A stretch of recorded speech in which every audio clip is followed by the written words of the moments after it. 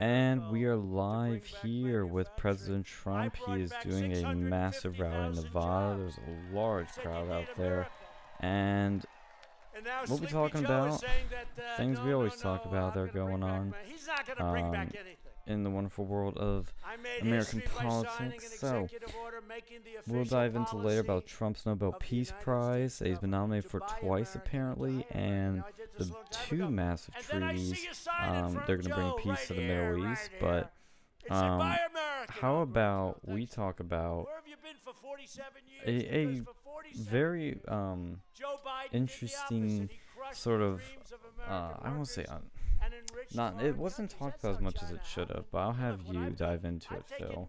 This story about a mother and her son who had a toy gun.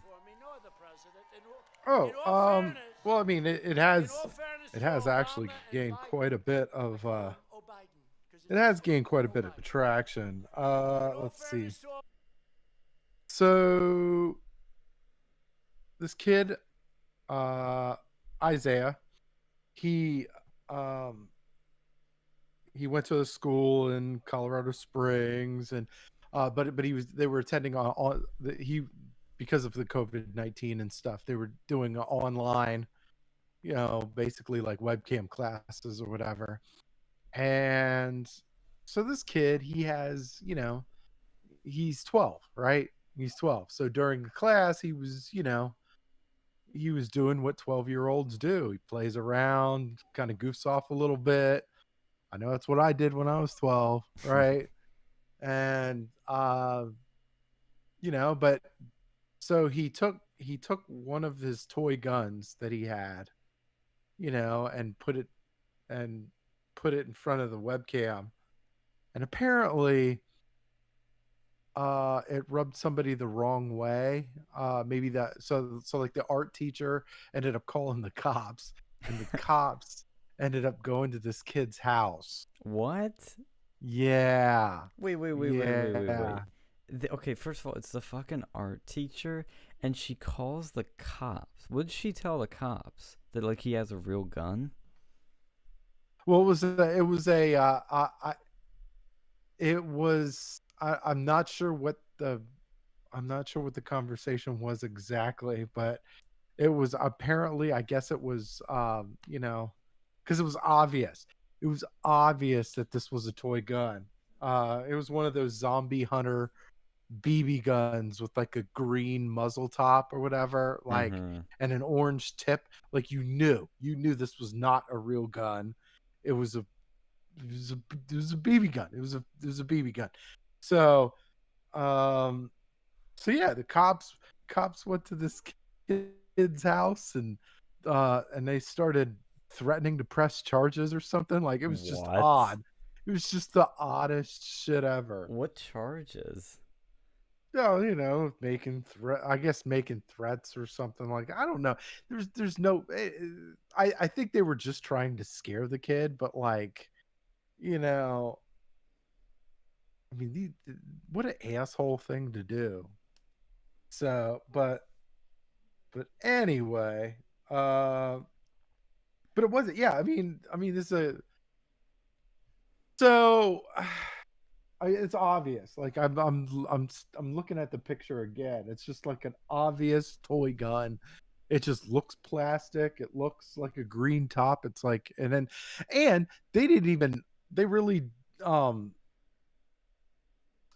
let the parents know before they called the cops. So they just went ahead and called the cops. Like, don't you like you would think that if a child is causing trouble, you would think that the parents would be notified of something. That's what normal people do, I think. But yeah, so that's where that's what happened there. And of course, like everybody, like all the news outlets are starting to like lose their shit over this story, and rightfully so. I mean, this is messed up. The kid's traumatized. Kid ended up moving schools because of this whole mess. Because he's like, it's not like, what was he gonna do? Go back to these same teachers again after all that mess? So anyway, That's uh, like insane. Like, I mean, before we go any further, I want to just say, like, I mean, you could get in trouble in school for like, bringing like a toy gun into school, right, but you wouldn't get the fucking cops calling you. And this kid was in a fucking Zoom yeah, class. He's not even yeah, there. Like, he's like, what's he yeah. gonna do? Shoot Like, his what are you gonna webcam do? with a Nerf dart? Apparently they're gonna, apparently this kid just figured out how to shoot people with the toy gun and make it go through the Zoom webcam, or like, I, Virtual school shooter. it's just like, yeah, like he's got some Jedi mind tricks behind all that. Uh, so you know, so I was looking at this, um, so we did our so all we got together, we talked. I talked with the mom, Danny, who's really nice. She's really yeah, she's doing some good things. She's looking out. You can tell she's an awesome mom. She's looking out for her kid, and yeah. And so I decided, well, if they're gonna be, if they're, if these crappy teachers, if they're gonna be pissed off about a freaking toy gun, a zombie hunter toy gun, what are they gonna do when Pluffy Phil sends them, replicas of pretty awesome guns, of BB guns, right? So that's kind of what I did, right? That's kind of what we did, right? We here at the Versa Media. So, yeah, I went ahead and I got um I got the kid a replica. I got the kid a replica of a Glock 19, right? A BB Nice. gun, Glock 19, and then I got I got a. Did I get? Oh, Walther. Yes, I got a Walther. Right. Nice. Yeah. So because little Isaiah, he likes the color red. I wanted to get him like a red BB gun, but there was no red BB guns to be found. I didn't see. But the BBs, there were BBs that were red. So I was like, all right, I could at least get him that, right? And so now he's got some artillery coming in his direction, So It's gonna be packing heat. he's gonna be packing heat. Oh, well, he's already packing. Look, that wall looks pretty cool, right? He's got like this wall of pretty cool Nerf guns and stuff, and I mean it's impressive. I gotta say, I am thoroughly impressed. That is a lot of heat for a 12-year-old, and yeah, it almost brought a tear to my eye.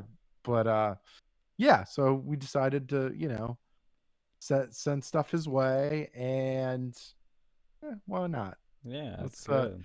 I'm glad well, you what's thought of up, that. Alex? What's going on? Oh, it came at the perfect time. We're talking about guns Yeah, and glory. yeah, we're talking about. So we were talking about the Isaiah Elliott story. Did you hear about that? I know you did something with that, but I didn't really pay Yeah. attention. Some So kid got your gun or their toy gun taken from him in school or something. well, the kid was doing an online art class, right? 12-year-old kid doing an online art class, and so I guess he showed his toy gun. But like, this is a zombie hunter with like a green top on it, right? So you obviously know this is not a real gun, clearly. And I guess the art teacher, or the school, called the cops, and the cops went to this kid's house, started threatening, with threatening him with charges or whatever. This 12-year-old kid just terrifying this kid. And yeah, so we went, yeah, so basically I was just telling him how we all went ahead. So we went ahead and we decided to get him a couple of cool BB guns and some BBs. So now he's going to be packing even more heat than he already is. So Yeah, see, that's what I hate about these like school districts and stuff is they've gotten so ridiculous about things like that. Like even when I was in school, like they're starting to get bad, but like today it's like completely incomprehensible some of the shit they do with that. Like, you know, shoot, like when I was in school, So to like speak. yeah, like we had a wood shop class. Well, it was engineering by design or something. They changed at the last minute. It used to be wood shop.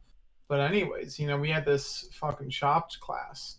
And we go in there and the teacher like he just did not give a shit. It was his like I guess he was a previous wood shop teacher. He was not too thrilled about the change to this engineering bullshit. So he was like, okay, here's some wood, here's some of these like drills and stuff, have a blast. And so like we start making swords and like guns, like not functioning firearms, but it's out of wood. And we started fucking around with it like throughout the school, and no one really gave a shit. But I don't know.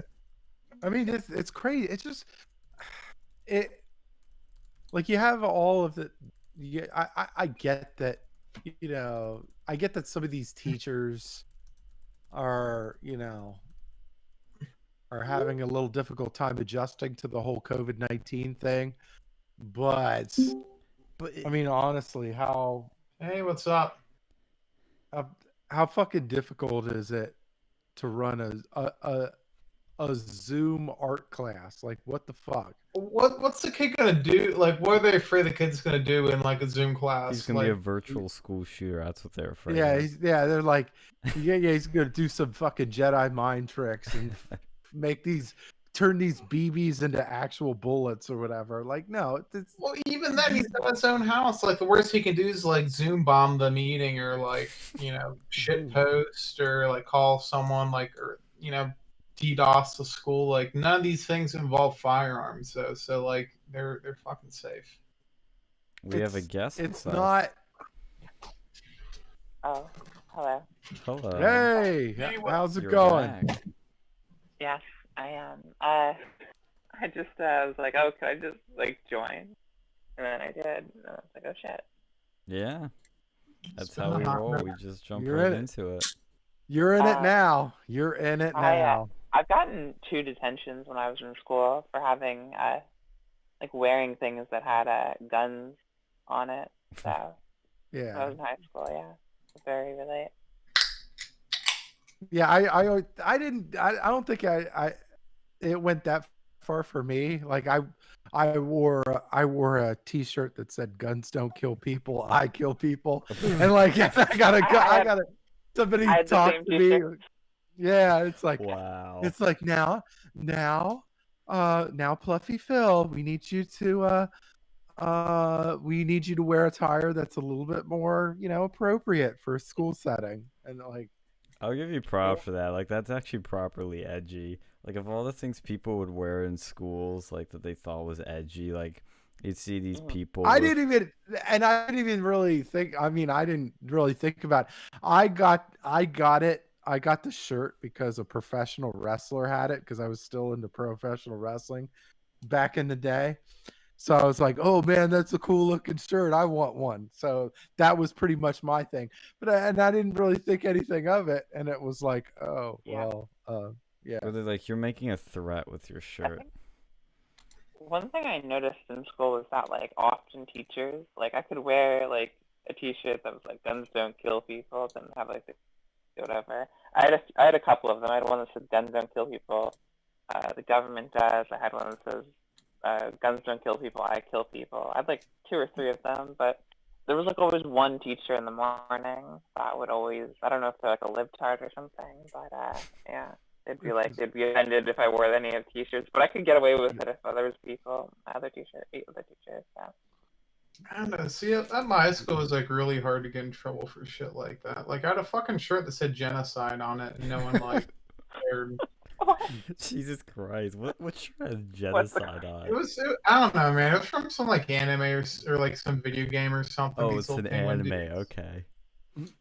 No one gave a shit. Yeah. I had one that said like Nuke Clan on there, which there's backstory to that with like a picture of like a mushroom cloud going off. No one gave a shit. What the fuck kind of school do you guys go to? Like, if I did that at my school, like, somebody had a shirt at my school that said, it was, you know, the Nike slogan, "Do It." He had a shirt that said, "Jew it." Oh no. To be clear, he was Jewish, so he gets the free pass. But people were like, I think somebody. Did it have dollar signs on it? It did not. I don't think, but that would might have put it over the line. I can't remember if either somebody told him to take it off or not. I forget, but I remember somebody asked him, like, did they ask you to take that off? I think the worst, like, if we ever, like, for example, we had a like, when we do those Halloween parades in kindergarten, like, if you had a fucking gun or like a knife or something, like, with your costume, that was a big no. They even, like, wands were okay, because I remember somebody asking about that, but, like, if you had a gun or something, like, nah, you couldn't have that. Oh yeah, I mean, I can understand that. I guess, like, I don't know, man. My school was weird. Like this was a different school. Was I remember. weird. Well, no, like I used to go to this private school, and like they flipped out about me like bringing, I think it was like Yu-Gi-Oh cards or something. Like they did not like that. What? Like, and then they also flipped out when I brought like I think my parents gave me some of these floppy disks. Like this was back in the day. And like they started flipping the fuck out. They're like, "Oh, you can't have that." And I was in like first grade or something. I was like crying, or because they kept like yelling at me. But, yeah, no. But my high school, like the first day of middle school, because middle school and high school shared the same bus. I walked over there, and the very first thing I see, I was like, "Oh man, this is crazy. It's a new bus stop and shit." And I see this like girl with this shirt that says, "I like to watch midget porn because it makes me feel big." That's great. That is fantastic. Hey, hey, Sam, how's it going? good. My co-host should be joining me in just one minute. So, Shit, what we are you got a gonna? full house. You were talking about midget porn. He's not even joking. Well, it turns out we were not. We actually were not that far off in our conversation. Just a moment ago. We weren't. We weren't talking about cuties. Okay, we were talking about. Oh, that's something we can talk about. Yeah. Well, we'll talk. We'll kick that. We'll kick that can down the road a little bit later. But yeah. It's not the only thing we're kicking down the road. Yeah. No, I had this shirt when I was in school that it said like you remember the 101 Dalmatians movie, right? Right. Well, I got this shirt at the beach. It said 101 dogs doing it, and it had all Dalmatians, these puppy Dalmatians, in all kinds of weird sexual positions, and it's like all over the shirt. And he's like, and one of my teachers was like, "You need to take that T-shirt off." And me being the smart ass that I was like, "Yeah, I bet you want me to take off my shirt, Mr. Man." And then like, and it was just like, at what point you got to know, like, okay, this is a fucking school, okay, so there's going to be some sort of social interaction that's gonna, like awful. I had something similar, except mine was one of those Drunks Against Mad Mothers shirt. By the way, hello everyone. Hello. What's up? What's going on? Hey, but back in the 90s, there was 80s and 90s, there was Mad Mothers Against Drunk Drivers or whatever, and some of the edgier. I saw it the first time I ever saw it. James Hetfield was wearing it, but it was a Drunks Against Mad Mothers, DAM. It was like an inversion. Yeah. And I wore that to school, and like it was actually shortly after 9/11, probably ninth or 10th grade year, and it was the same kind of thing. Stern-faced told my teacher, like, "What are you gonna do? You're gonna take my shirt off of me?" And that was kind of like, that was the attitude that he was portraying. And by the time it was like, you can send me to the principal and I'll fucking go home, but you're literally telling me to take my shirt off in the school. See what my school did, if you like, and it was pretty rare to find, but like if you wore like a really offensive shirt, you just had to wear it inside out. Like I think some people had like a Joe Camel and shit on there. Yeah, knowing some of those pervert teachers that are there now, they probably would want you to take that shirt off now. Yeah, especially well, see, Well, see, Phil, here's the thing though. If it's a female teacher like we have here in Florida, if it's one of those hot like high school teachers in Florida, you actually want to try and wear your most offensive t-shirt possible. So Fucking Florida, No, man. it's one of those. No. See, in Florida, it's different. Up here in PA, it's gonna be one of those weird old dudes that's like cold shower in the fetal position, crying afterwards. Oh. Yeah, well, Get over here, spread your cheeks. well, that's the I thing. mean, I actually thought that I thought years ago that there was some kind of conspiracy to that because, I mean, even growing up in my tiny little neck of the woods, there were for sure creepy fucking dude teachers that were overly, touchy and like just it was obvious even as a preteen or teenager, like that dude's fucking weird, right? But all I ever saw growing up was hot teachers, female teachers, getting in trouble for banging dudes or sleeping with a dude. I mean, half a dozen I can remember through my early childhood years, but I never saw a national story, or very few, I should say, that made the kind of rounds that the female teachers made. You know what I mean? Like that was so much of a bigger deal. And I remember thinking as a kid, like, oh, that would be awesome.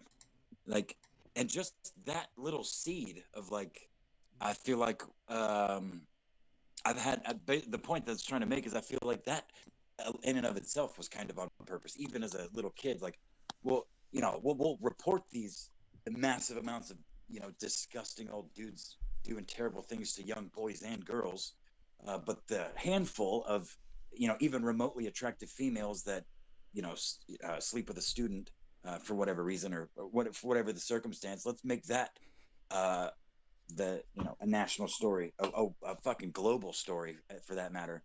Well, it's more than just a handful. Like there was a lot of female teachers. Like there's more female teachers fucking like boys and stuff than their priests molesting boys. But the media doesn't want you to realize that. not in Oswego, New York.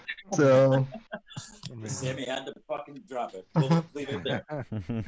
Yeah, we were talking about. So we were talking earlier. We were talking about the Isaiah Elliott story, the 12-year-old kid from Chicago that was doing an online art class, and he showed his toy gun, and I guess the school called the cops. The cops went to the kid's house, and started threatening him with charges or whatever. wait, what? Yeah, you didn't hear about? Jeez, How do you spell his first name, by the way? I'm trying to pull this one up. Isaiah Isaiah Isaiah. Hey, did you post the link to the stream somewhere yet? Yep, already did that. Yeah. So yeah, this was and it was obvious. Like it was obvious that this toy gun was a fucking toy. Like it had a green top and it had Zombie Hunter on the side of it. Like you just couldn't. And it was in a virtual class. Like that's the And it thing was- that yeah. really gets me. It was a virtual fucking class. Like, what's he gonna do? Yeah. You can't even spread corona. Like you could threaten to spread like, oh, I'm Yeah. gonna cough on you.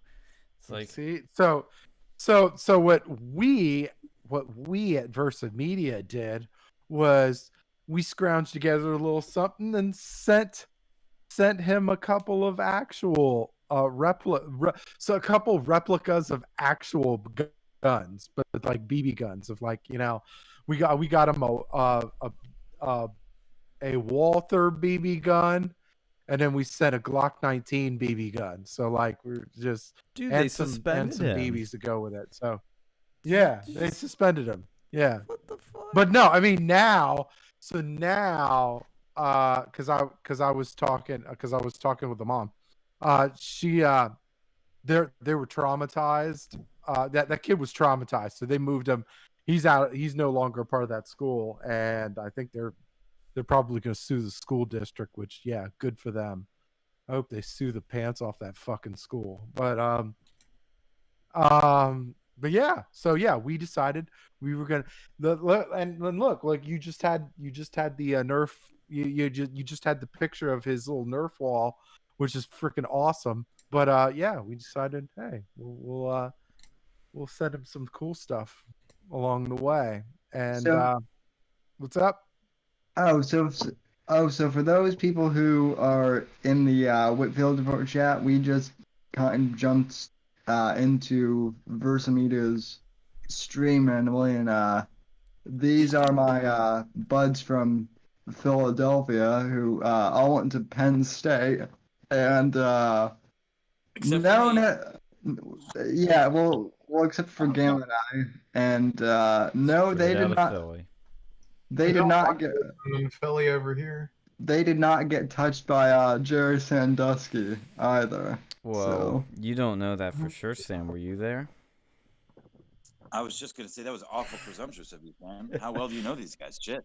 well, I mean, Sean, do you want to talk on it? You are in a safe space, so. Is this really safe? This is YouTube. We could be banned here. Could get the mob after Oh, us.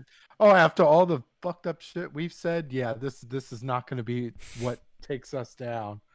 Yeah. Zoe the sure, Zanny in chat says, Penn State, I'm so sorry. Why? Penn State's fantastic. I love it. I I don't actually know. miss it.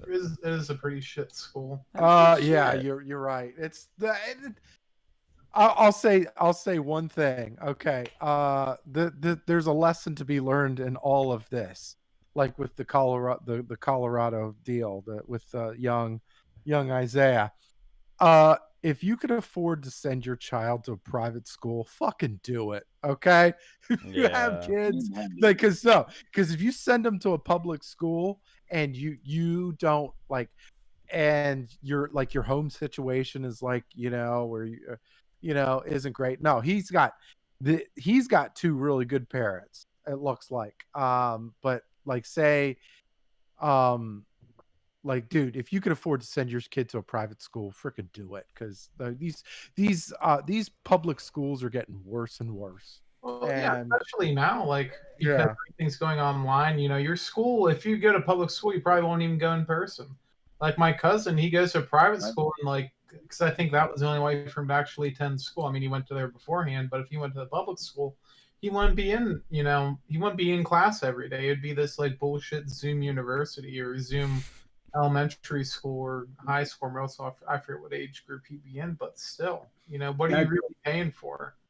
Well, that's basically what they're having us do at the college level right now. Like, I literally have not been to campus. By the way, I got in trouble this week because what'd you do? I did not fill out my COVID assessment for the week. So any of them, because I'm like, you know what? I'm not coming to campus anyway. So I may have gotten penalized for somehow. So if you're not going to campus, why do they give a shit? Exactly.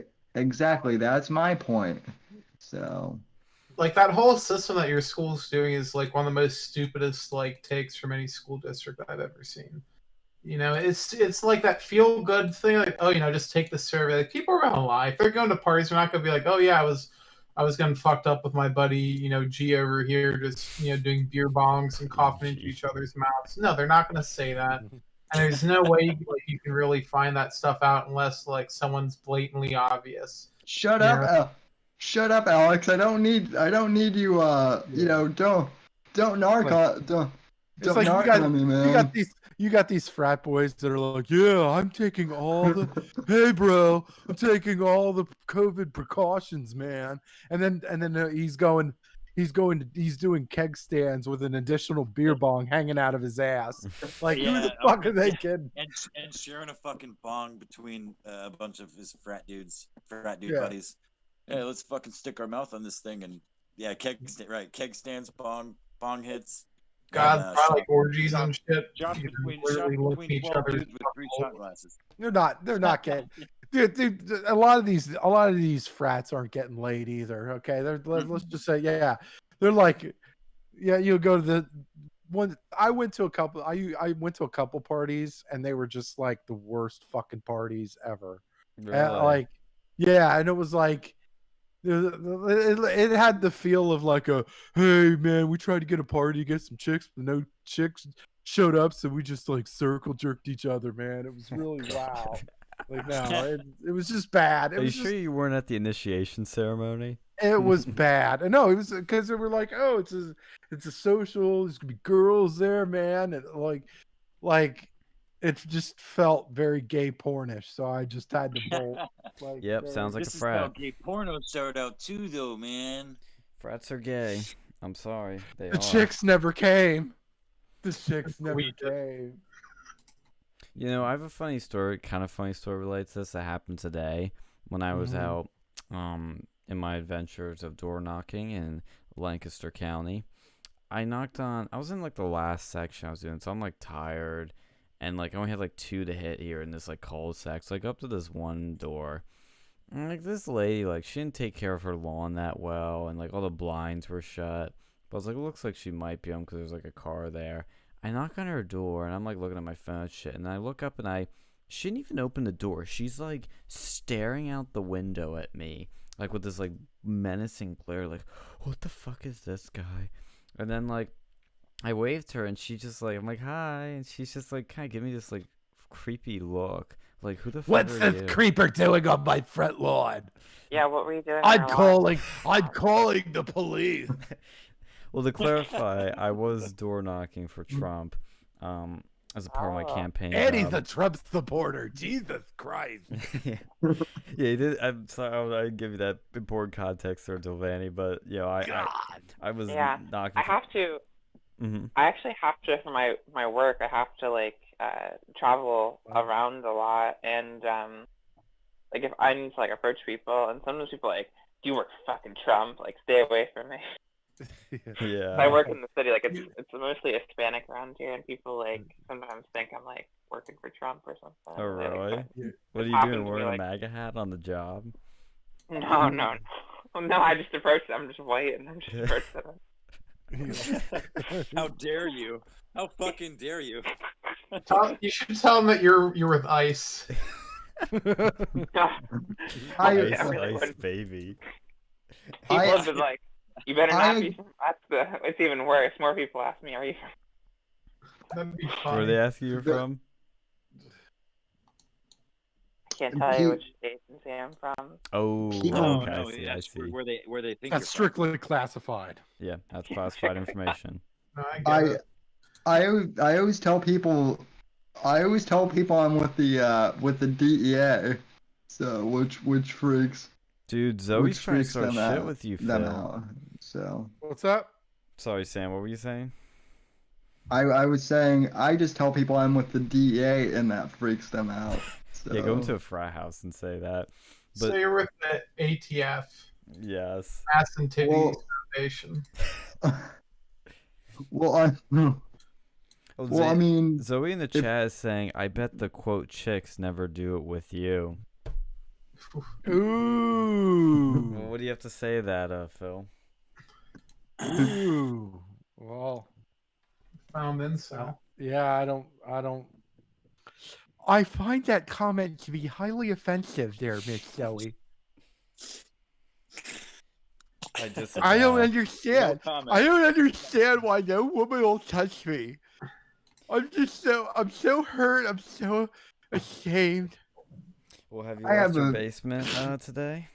I can provide a wonderful life selling knives from door to door. Oh, you got some Cutco there, I see. So I'm trying. I'm sitting here and I'm trying. I don't understand. So for my audience, just a little background on Phil. He's a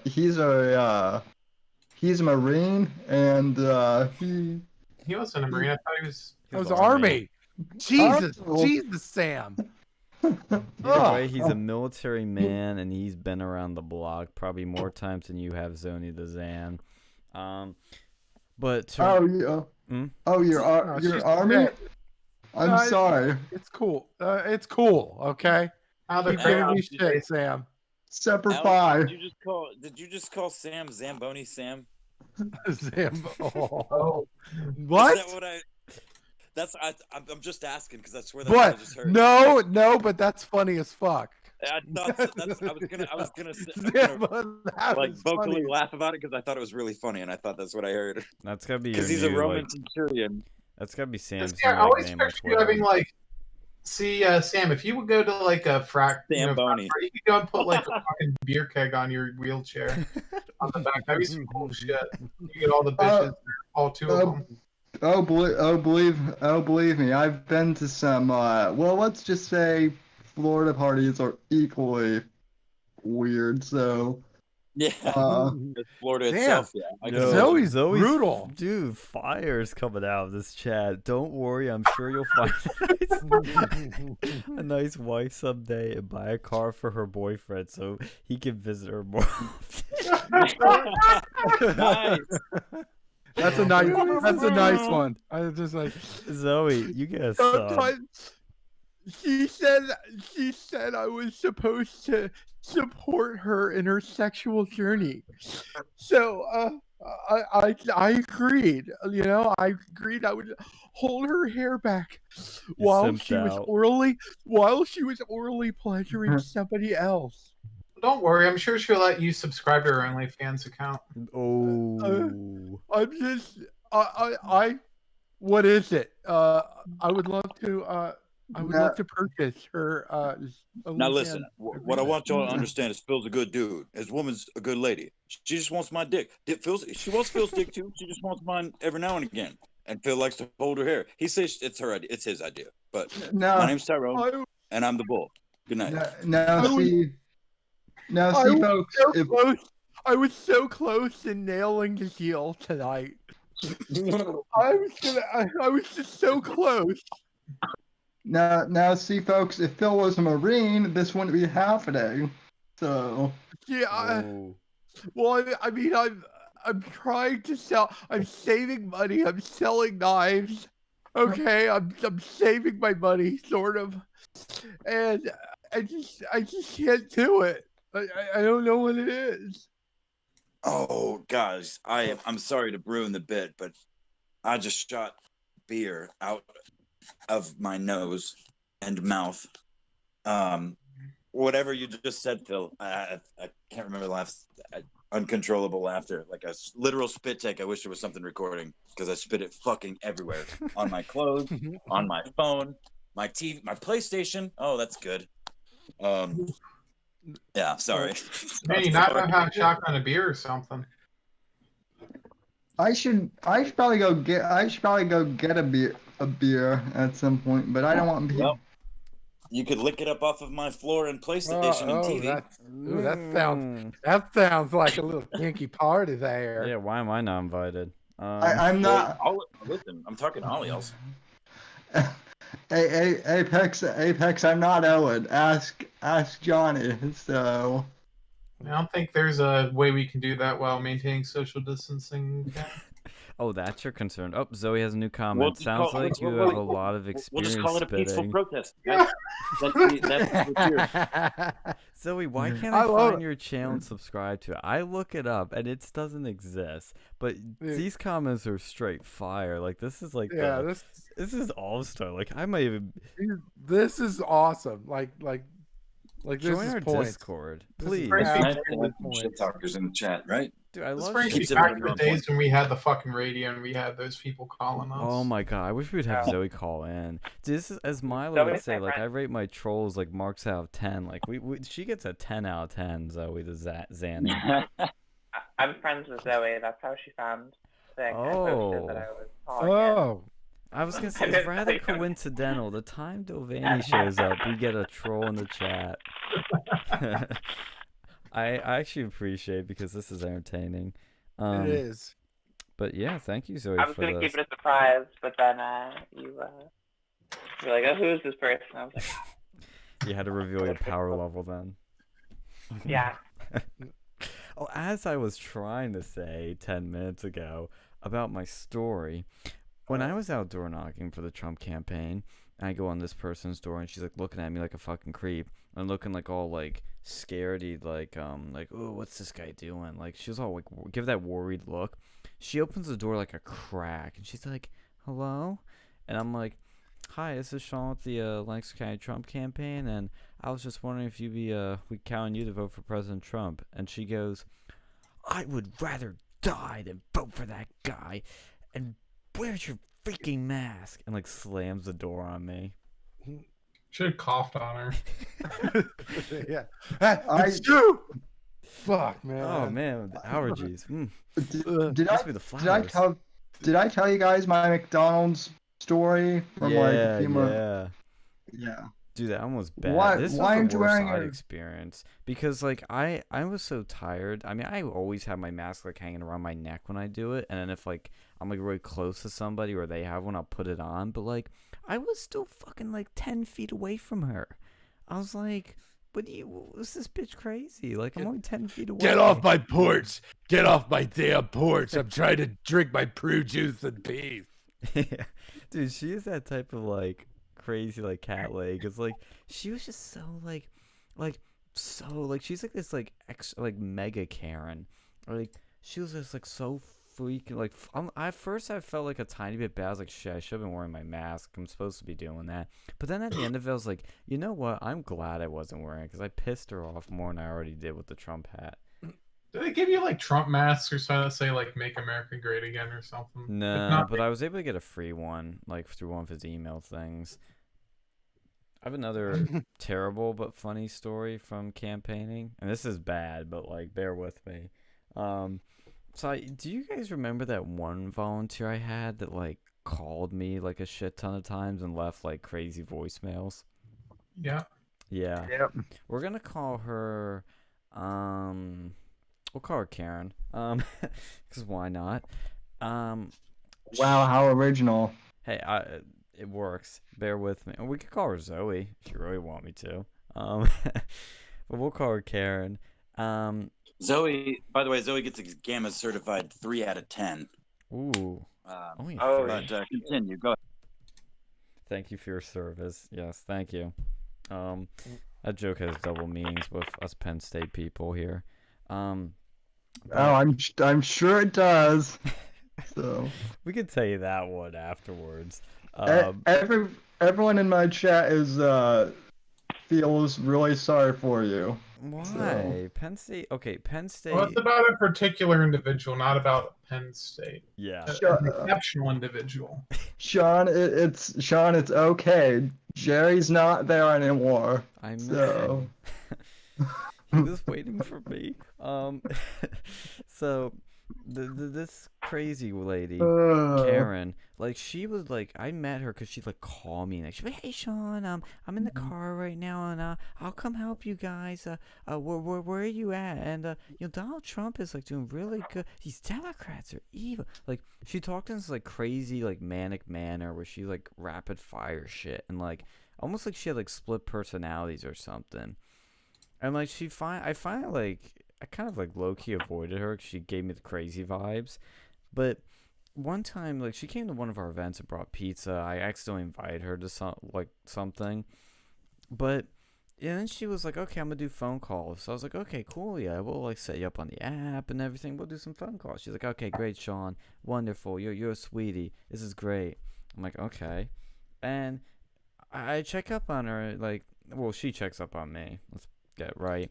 And she's like, Zoe says, damn, she does sound like me. Okay, we're calling her Zoe now.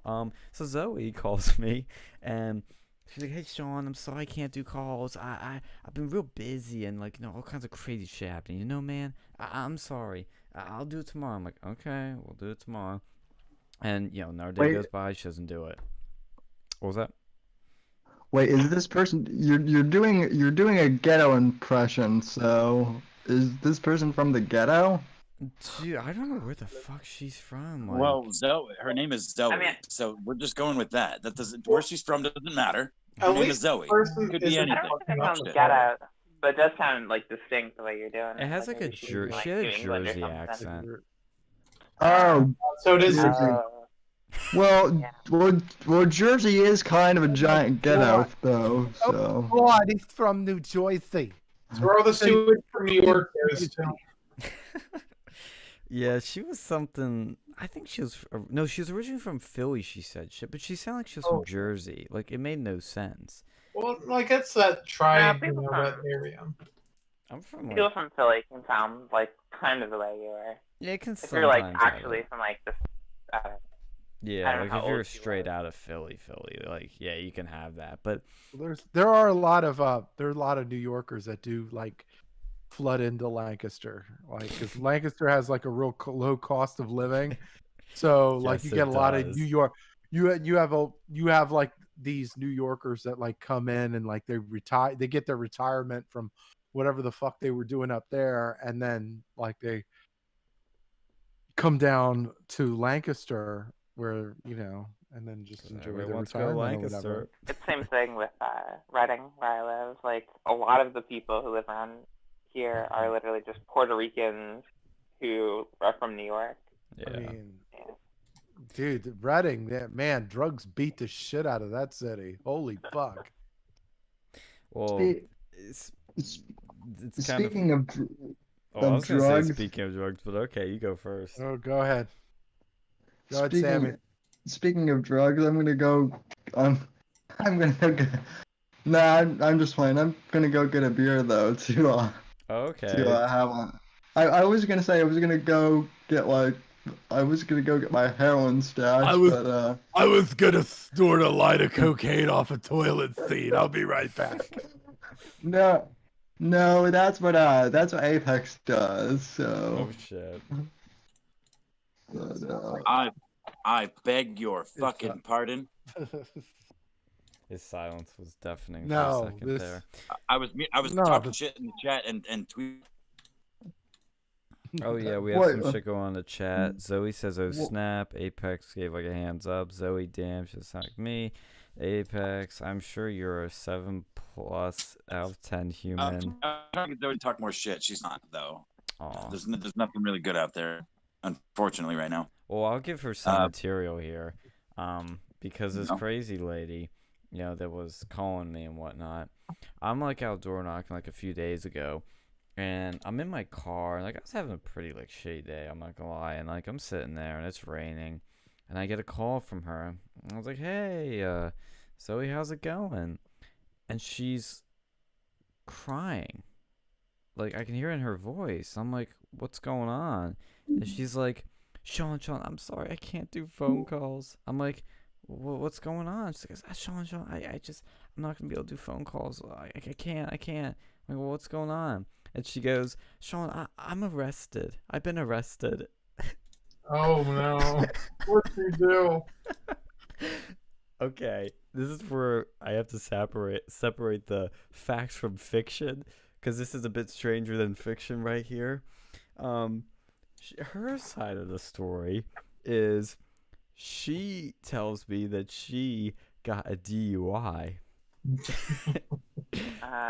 And she tells me that she got it when she was coming home from a bar or restaurant or something, and she was, quote, trying to do the right thing and help people, unquote, by bringing home a bunch of drunk people. It sounds like they weren't the real drunk ones here, because she crashed into a fucking pole with her car. Oh no! Well, at least she will stop calling you. Well, And the pole's name was Unless she's gonna Tyrone. call you for bail now. Well, I was telling the people at the office this, and they were like dying, and they were like, wait, so like the one call she used for prison, was that to you? I'm like, no, she's under house arrest. And she fucking, she got, she crashed, and the cops found her. She got a DUI, and she's now going on trial on Wednesday, and then afterwards she's going to call me to give an update. But then I find out that she's been to Alcoholics Anonymous's before, So she has an alcohol problem. She's an alcoholic. And she told me she doesn't drink. And she told me she doesn't drink a lot now. Obviously not. And yeah, so a volunteer of mine was arrested. I'll put that in my weekly report. I wasn't the one drinking. My split personality. Mary was. Oh, that fucking drunk. That bitch. How many like DUIs has she gotten?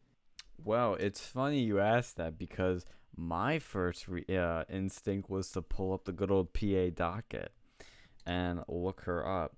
And funny enough, when I was telling one of the people at the office this, I was literally, I'm not making this up, I was literally saying, hey, I there's this app called the PA docket, and I stopped mid-sentence and I see one of my bosses literally had the docket pulled up on her fucking phone.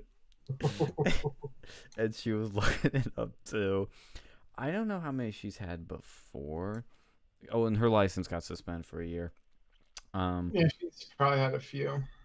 Yeah, well, it's now suspended for a year. But I'm on this charge of the recent thing. She had a DUI Gen Imp/Inc. of driving safely. First offense. And then a second DUI. This is on the same thing, like the same incident or case.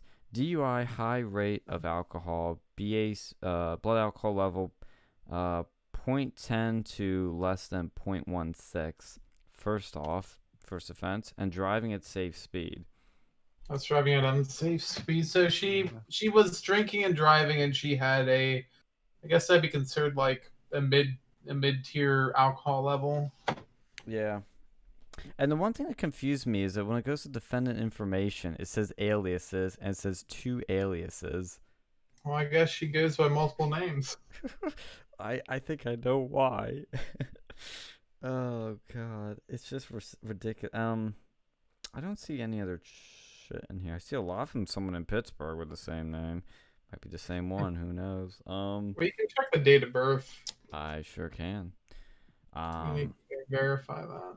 But yeah, it's been a crazy week because that was the start of my week, and then it ended with that bitch slammed the door on me for not wearing a freaking mask, which I normally do. But like, oh my God, dude, like, what the fuck is up? This county's whack.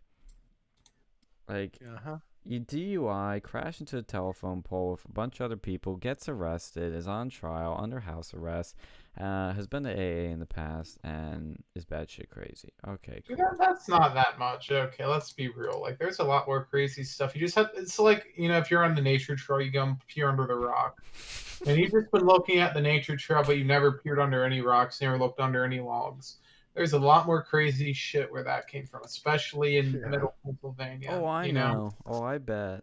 I'm just saying, like, of all the ones, I found a speeding ticket for her. That's nothing. But it's like, of all the like crazy shit, like I've heard about some crazy shit that with some stories of people like that like some of the stuff we see in Penn State, and like that bitch that like was on a wheelchair that was trying to get into the office and wanted us to lift her in. Well, yeah, I thought this was the same person. No, this is not the same person, dude. That one's in a wheelchair. Oh. That one can't drive. And for a different reason, though. But she can't drive for a completely different reason. You hear a lot of weird stories coming out of Lancaster. It's you like, fucking do. Yeah, there's like I was going to a Rumspringa party, and one of those I got plastered, and one of those Amish people tried to stick their finger in my ass. That's probably not even far from the truth. Zoe says that pole jumped right in front of her. Of course it did. Yeah, his name was Tyrone. But anyway, go ahead. For the record, she is very white. To clear that up, because I know her accent might give the wrong idea, but like, no, she's very white. Shovel Point says, don't make me roll out the trebuchet from the garage. I'll modify it so it will reach you in time. What the fuck? Wants to go and bombard you with some trebuchet. Those are fighting words, sir. Zoe, what a lightweight. No wonder what she swooned over you. She can't handle much. Well, to be fair, you know, Mr. Shawnee Boy over here, he doesn't drink Yo, at all. shut up. See, look. See, Hey, he's a cheap date. All right. Yeah. Cheap date. Yeah. I look. I am cost effective. I'm affordable, and I will always drive you home safely. Mm, mm-mm. No, because he'll get a sniff of NyQuil and it's fucking over. No, that's not true. That's not true. Okay, there are exceptions to every rule. Say, God. Dex, are you the dude that fucking like? Probably better off taking an Uber. Oh, never mind. I'm not gonna go there. We don't need to retell that story. Yeah. I'm still on the docket, I think, for that story. Well, yeah, you stay on the docket for a while. I mean, I think it's like 5 years or something. I mean, you know. And Should once have it's gone, we will act like it never happened. I like the South Park approach, where X amount of years have to pass. Doesn't have to be their 26 or whatever, 26 and a half or 20, whatever they came up with for AIDS. The early episode of South Park where their AIDS is finally funny. You know, it's been however many years. I like that. I like that approach because some things are just funny even when they're tragic right away. But to just openly make fun of them, you know, time has to pass. You can't bury. Oh no, Drew. no, I that's not me. I say fuck Yeah, that. Fuck that. No, that's totally not me. I'm notoriously bad for putting out fucked up jokes way too soon. Way too soon. Oh We no, embrace the me too too. soon. I was just arguing the idea that like generally, like you can generally make a joke about something tragic and people go, oh, that's funny. You know, I mean, I don't necessarily apply to any standard. I just think that some things for me have been like, I mean, to use the emotional and closest example, is little brother's death. It's not even been a year, but I make jokes about it. You know, because there's things about it that's funny, even though it's tragic and hurts me. It's funny. There's things about it that are funny. To point that out, that I'm like a girl laughs at a funeral. You know? Yeah. Well, I'm bad. I'm bad with the too soon shit. Like for example, on my Twitter feed, Pluffy Phil, by the way, that's one word. Tim Pool talks about the It should be Dictator Phil. Second. We're working on it. Anyway, so Tim Pool was talking about the Cuties film. It's like, oh, it's a bunch of booty dancing 10-year-old girls. Big Mouth, the cartoon, is already a fucked up show. And I had to reply. I was like, I heard Ghislaine Maxwell was scouting talent for the film. And so, you know, I figure, you know, too soon, right? Was that too soon, or was that like not? No, that is not too soon. That is great. Yeah. Me. Fuck is Ghislaine Maxwell? That's Jeffrey Epstein's talent scout, basically. Yeah. Of course, he has someone named Gisley as his fucking talent scout. I will say Kevin Spacey was looking for talent. Yeah, it's spelled like Ghislenne or some shit, but Ghislaine, Ghislaine. I've heard it's pronounced like 5 different ways. So, that joke is solid, Phil. That's why you're a much better actual comedian than I am, because I'm just like a fool. I just like say stupid shit. I mean, I do too. I just, you know, I don't know. Yours is just funnier. Well, the thing too is like with like this case I'm bringing up, like initially when she called me, like I was like, I mean, I was in a shitty mood, but like I was just kind of like, I felt bad for her. I was trying to help her by saying, hey, talk to your doctor, talk to your lawyer, you know, get this shit straightened out.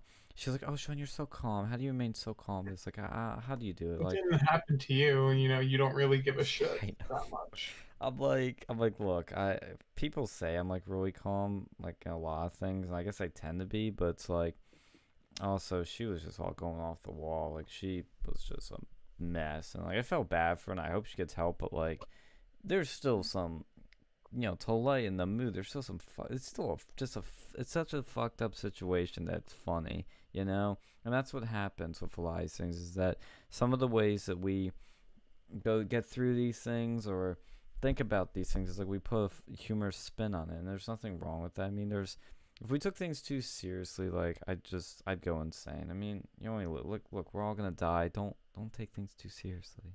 It's all right. Yeah, that person just sounds like she was fucking nuts. Like, Oh. did she have an interlock thing in her car already? A what? Like one of those interlock devices, so you had to like breathe into the breathalyzer in the car to drive it. Well, she will now in a year. Speaking of that sort of stuff, Zoe the Zanny, coming in with more fire, says, "I think Dilvani is secretly a cop because she takes my breath away." Yeah, this Oh, it's like a shit. firing squad. I can't But- breathe. By the way, folks, on the Whitfield Report stream, Budweiser is not a sponsor. I just have to say that. Yeah, we're not getting paid. We're not Good call. shills. No shills here. I'm, No But I- grifters here. but I am drinking Budweiser though. So, Mm. Mm. By the way, here I'm gonna on a side note. I want to take this moment, right? I want to take this moment to thank the Houston Texans for practicing safe social distancing during the game against the Chiefs. It's very, very, very nice of them. It's very considerate, and it explains why they got their asses whipped to kick off the NFL season. Anyway, So talk about that football game. Wasn't that the one where they like interlocked hands and like did this like And they got bullshit booed. like Black Lives Matter? yeah, They got they were fucking like, Hey, you know what booed. what I think is really funny about that is like the viewership was down 18-19% or whatever. yeah, And something along everybody those in lines. the stadium that paid an additional premium to be there to watch this sport that they clearly have problems with going into, pay all this, pay the extra premium to go to the stadium and boo. Mhm. Like you would think it Well- would be these Antifa types that, or I mean, with those type of mentality, maybe not Antifa straight up, but the more democratic-minded, the leftist-minded people would be that like football. Like, fuck yeah, let's go. We'll go and we'll cheer them on for locking arms. Who really watches football though? Like, let's A be lot real. of here. people. A lot of A fucking lot of people, but it's dude. not It's usually- yeah, a frustrating. lot of people do. Ones. The Super Bowl is baseball, the too. most watched televised event every single year by a Yeah. long shot. But it's usually not like the Antifa types they're going to watch. You might get, you'll get Democrats, but they're not going to be like the super fucking hardcore usually. I tend to agree. Yeah. So what Yeah. they're doing is shooting.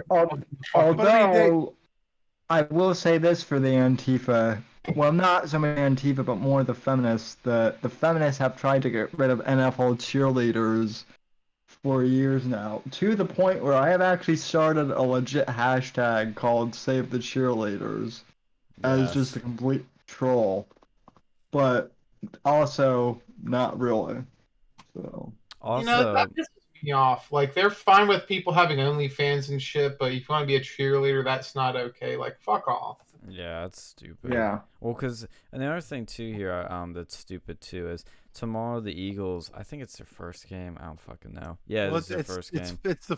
It's football Sunday. Yeah. It's the first game of the season. And for guess and football who are they Sunday. playing? The Washington football team. Football team. Yeah. That's the dumbest, gayest, stupidest, lamest Wait, is that fucking real? name since the Browns. wait, is that real? The Yeah, Washington. it is real. Well, They because they they took don't the Redskins have. off. Yeah, they took Redskins off like months ago. I- I think we were I talking knew about it. Okay, but I the knew name that. can't be football team.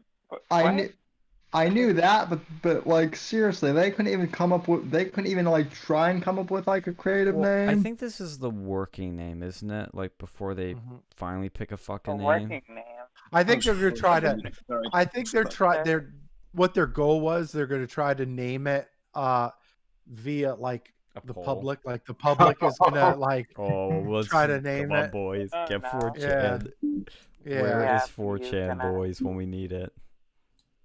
I just this is getting pushed. Wherever that poll is, it's getting pushed. Well, I think what happened was there's some ingenious dude who just kept like trademarking various like names that would be good for a football team and just buying it out from under their nose so they couldn't like do one of those. But let's be real here. It's like not even just the Redskins that are cucked, but like even the Chiefs. I heard that they're not allowing you to wear like headdresses or anything anymore. I was thinking that too when I saw the Chiefs, and when Phil mentioned, I'm like, dude, they're gonna get fucked next. Even though there's nothing wrong with anything, like you can't find anything offensive with the logo, the name, whatever the fuck it is. They're gonna find something. yeah. Well, I mean, Already Well, turning. well, what about like the Minnesota? What about like the Minnesota Vikings? Like, you know, why aren't people getting? I'm playing devil's advocate here, but like, why aren't people getting offended by the Minnesota Vikings? Because Vikings are white. Yeah, pretty much. exactly. But still, that's cultural appropriation of Norse people. Hashtag my culture is not a costume. And the Vikings, let's end all the ethnicity ones. The only thing we'll have is like the fucking Steelers. Like I'm surprised they didn't find like issue with the Patriots because being patriotic's like a white supremacist concept. Dude, they're gonna go for the Patriots next. You might be onto some with that. They might go for them next. I love how this article. Absolutely will. I love how this article calls the Redskins the team with no name, like it's fucking Voldemort. Yeah. He who shall not be named. A girl has no name. Yes. No, but I mean the whole thing, the whole reason that they did, and the only reason that the Redskins did this was because they're trying to get a stadium. They're trying to get back into Washington D.C. For their new stadium, right? And so DC's like, well, lose the name. You want the stadium, lose your name, right? And so that's why they did it. They were fighting it for a long time, and even like most of the Native Americans didn't even give a shit about the Redskins name. But like, they were like, money was the primary drive for that move. But see, Phil, you brought up a point that I brought up on the Whitfield Report on this show a few years ago. Yeah, it's like the Indians, the actual Indians, don't give a shit about if anything, they were actually glad that that they took the Redskins name because it was like honorary or something. But like, and by the way, who the fuck would want a football stadium in Washington D.C.? Like a lot of people. Where's it gonna be? Where are they gonna find the room for that? Premium seating is a fantastic moneymaker. Traffic is horrible in D.C. They don't give a shit. They don't give a shit. They're as long as it's making them money, they don't give a flying fuck. It's a lot of they make a shit ton of money, dude. Yeah, they will make a shit ton of money. They'll build fucking trains from every fucking like street corner to that stadium if they had to. You know what I mean? Or trains and fucking goddamn monorail. I think we talked about this a couple months ago. The Dallas Cowboys stadium, when they built that stadium, that was like the first to really start the fucking train going, like that, because it took Jerry Jones built this stadium out of $1.6 billion, and then everybody said he was crazy, he was out of his fucking mind, and then when they realized that this guy pulled in $450 million in revenue in the first year, then everybody started fucking doing it. Like, two things. Zoe in the chat says, it amazes me that leftists don't love football. Big burly guys tackling each other. And that's pretty much the only spicy comments so far. It's masculinity in its proper form. That's why they hate football. And howdy, y'all. Oh, howdy. Yeah, and then in this one article, it talks about the name change. It says one of the names that's on the table, like seriously being considered, is the Warriors. Oh, that was my high school's name. Something similar to that. See, that's a good name, but like for Washington, like Washington, I don't think of. I mean, first of all, I don't even think of actually Redskins either, like Native Americans. I don't even think of fucking Warriors. Like I think of fucking DC. Like they need to think of something that's actually like appropriate to the area. Like that's DC is stupid retarded though. Like that's a good name. It's stupid retarded. Well, they did the same shit. They did the same shit to the NBA team, the Washington Bullets. They're called the Wizards now. Oh, oh my god. They used to be called the Washington Bullets. They're like, oh, we're gonna change its name just because there's so much violence. Because there's a high crime rate. What's their fan uniform gonna be? Is it gonna be all white, like robes? The Washington Wizards? What the fuck? Yeah, it's not that kind of wizard. It's really stupid. So. What about like the Washington scam artists or something? Since that's what politicians are. The Washington cuckolds. The swamp monsters. Now listen, I feel like I bring it up every time I talk about political shit, and I've already brought it up since I've been on this show tonight. But South Park, when the Washington Redskins episode, I don't know how familiar you guys are with that. Yeah. That is brilliant. That I mean, I wish somebody would I wish something like that would happen. As crazy as our fucking world is, why can't it be that funny? Like it's already funny when you look for it, but why? I mean, I guess it does. It does kind of happen. So Sean, you're asking for context. I think if I remember,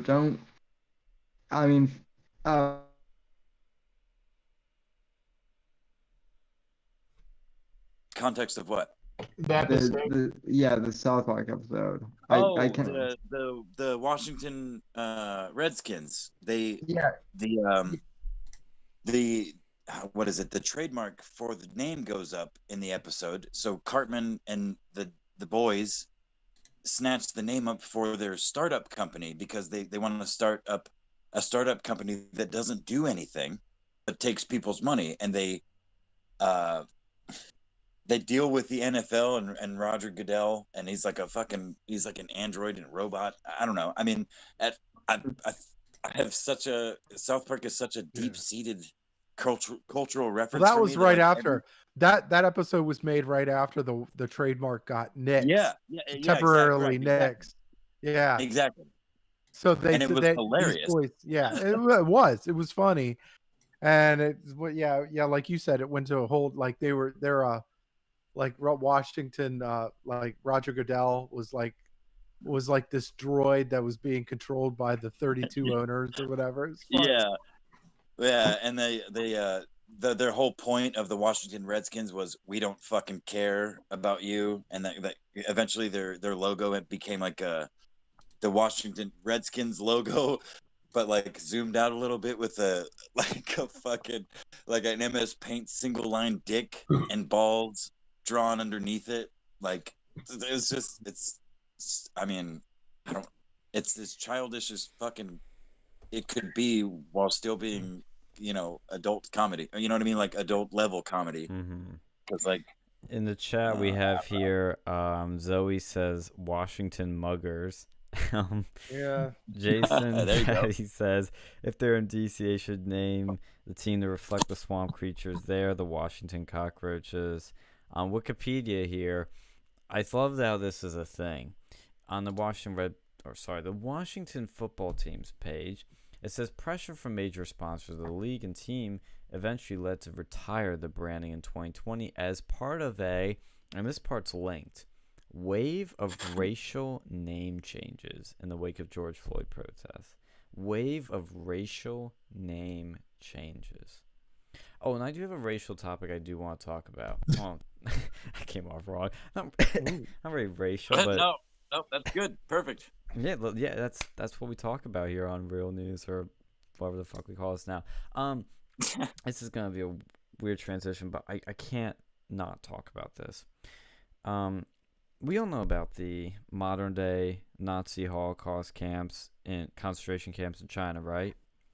Oh yes. Oh yeah. Do you guys know that the latest Mulan movie, the remake, the live action remake, Oh was yeah, I fucking wanted. filmed Oh yeah. there, Yep. Yes. and they Yep. thanked them in the Yes, sir. fucking credits, and there is no outrage over this. Nothing. This is like a passing story, but imagine, like, look. This is the same thing. Imagine we're in 1940s Germany, and Well, Sean. Wait, no, let him finish. Let him finish. Let him finish. Okay. I was just Yeah. gonna say quickly. Imagine this was continue on. 1940s Germany, and you had Disney filming whatever the fuck they're filming at the time. Let's say they're Snow filming. White. Oh, Snow Snow White. White. let's Like say a they're live filming action Snow Snow White. Yeah, Snow White.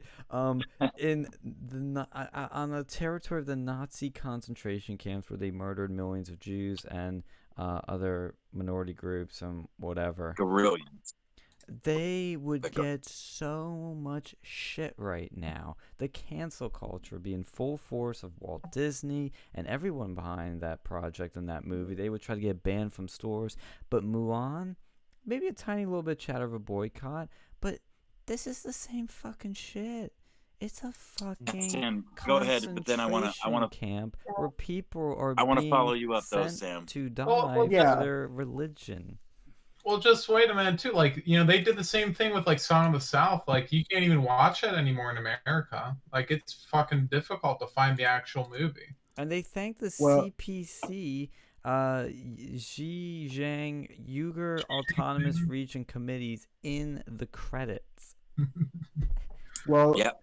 Well, see, so Sean, you said that there's no outrage, but that's not true because if you go on to Twitter and whatnot, like everyone on my timeline and even some of the more liberal ones are like, "What the fuck? This is pretty fucked up." Also, It's not. It's not enough. It's not going to be. It's never going to be on mainstream media because they're all fucking taking CCP money. So it's Oh, I not- want to highlight oh, something. of Wait, course guys, not.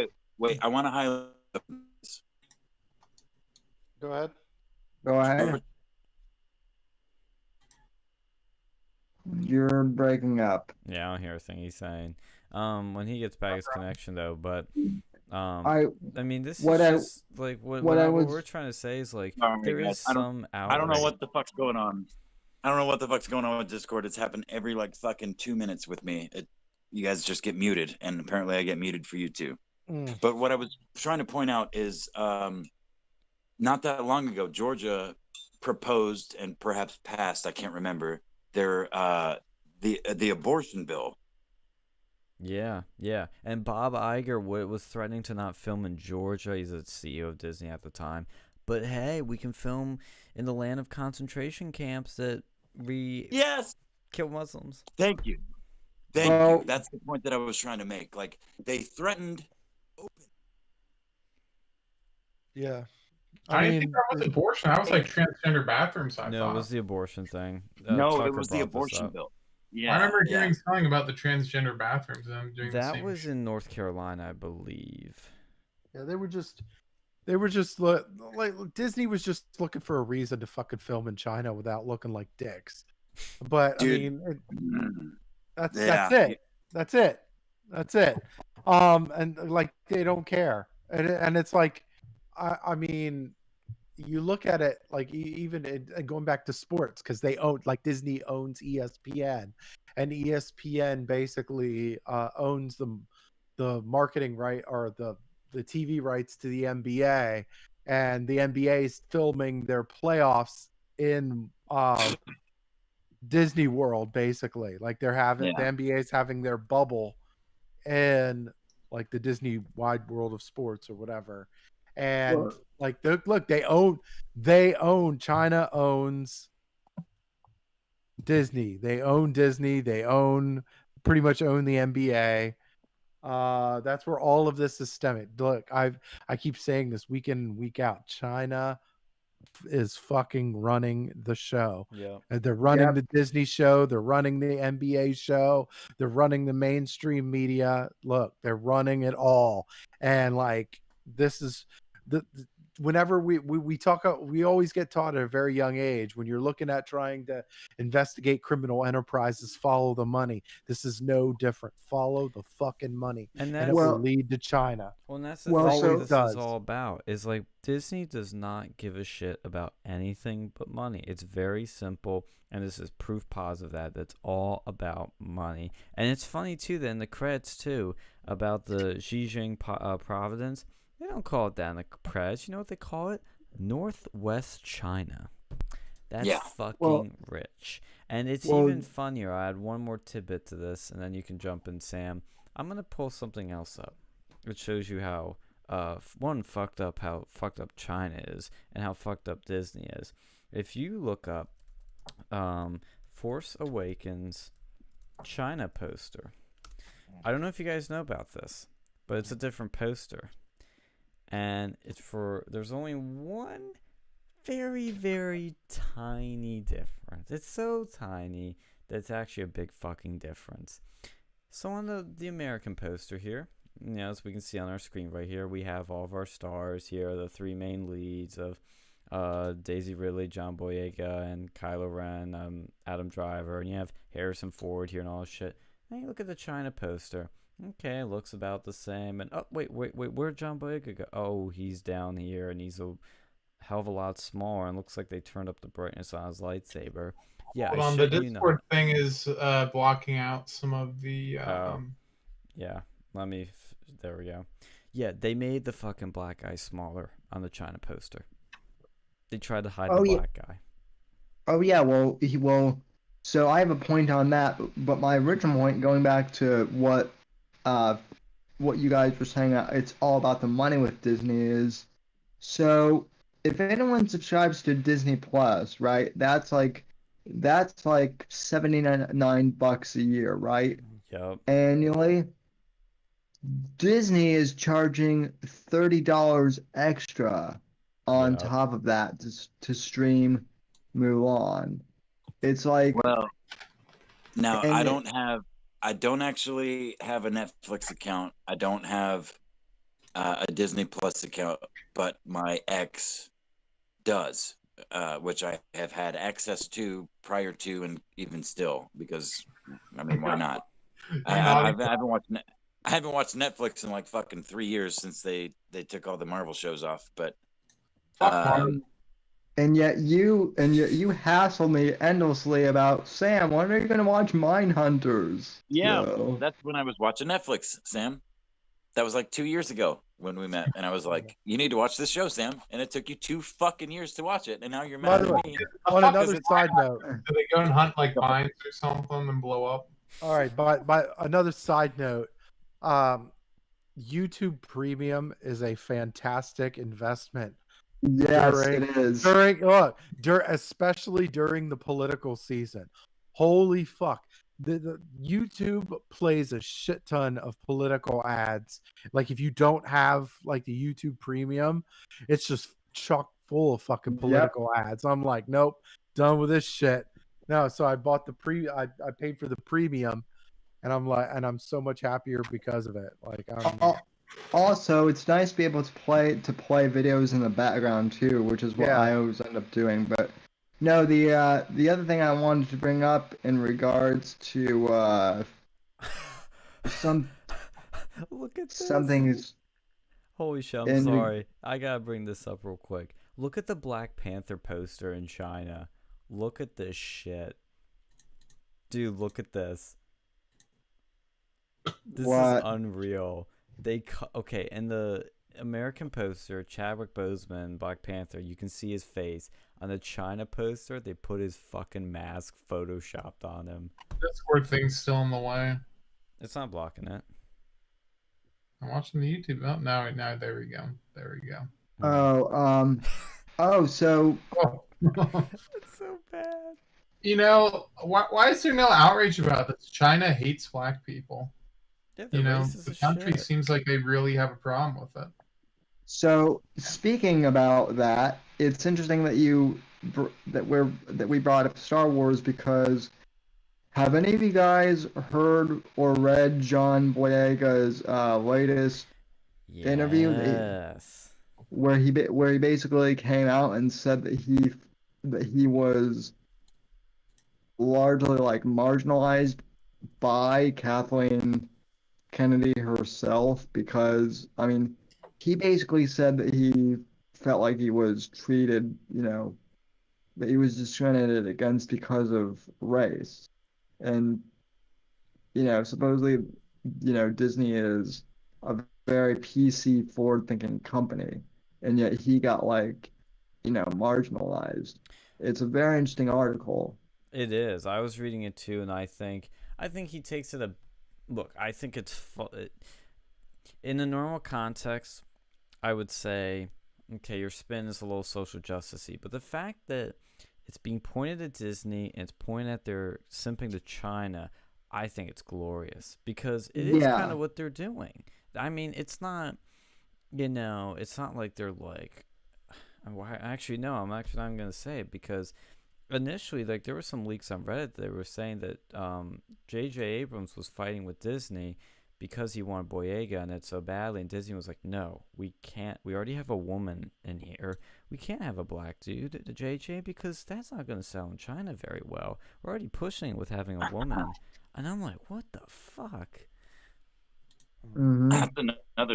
That's another weird bullet point because if you talk to any like ethnic Asian of any, like whether we're talking Taiwanese, Japanese, Chinese, Vietnamese, if you refer to them anything other than what they are, being an ignorant Westerner, like, are you from Vietnam? Are you the most racist shit I have ever heard in my life has come from Asian people, little cute adorable Asian people talking shit about their neighbor countries and how despicable fucking swine those Koreans are, or South Koreans, or those North Koreans, or those Chinese, or whatever. Like it's wild, I've heard some crazy shit.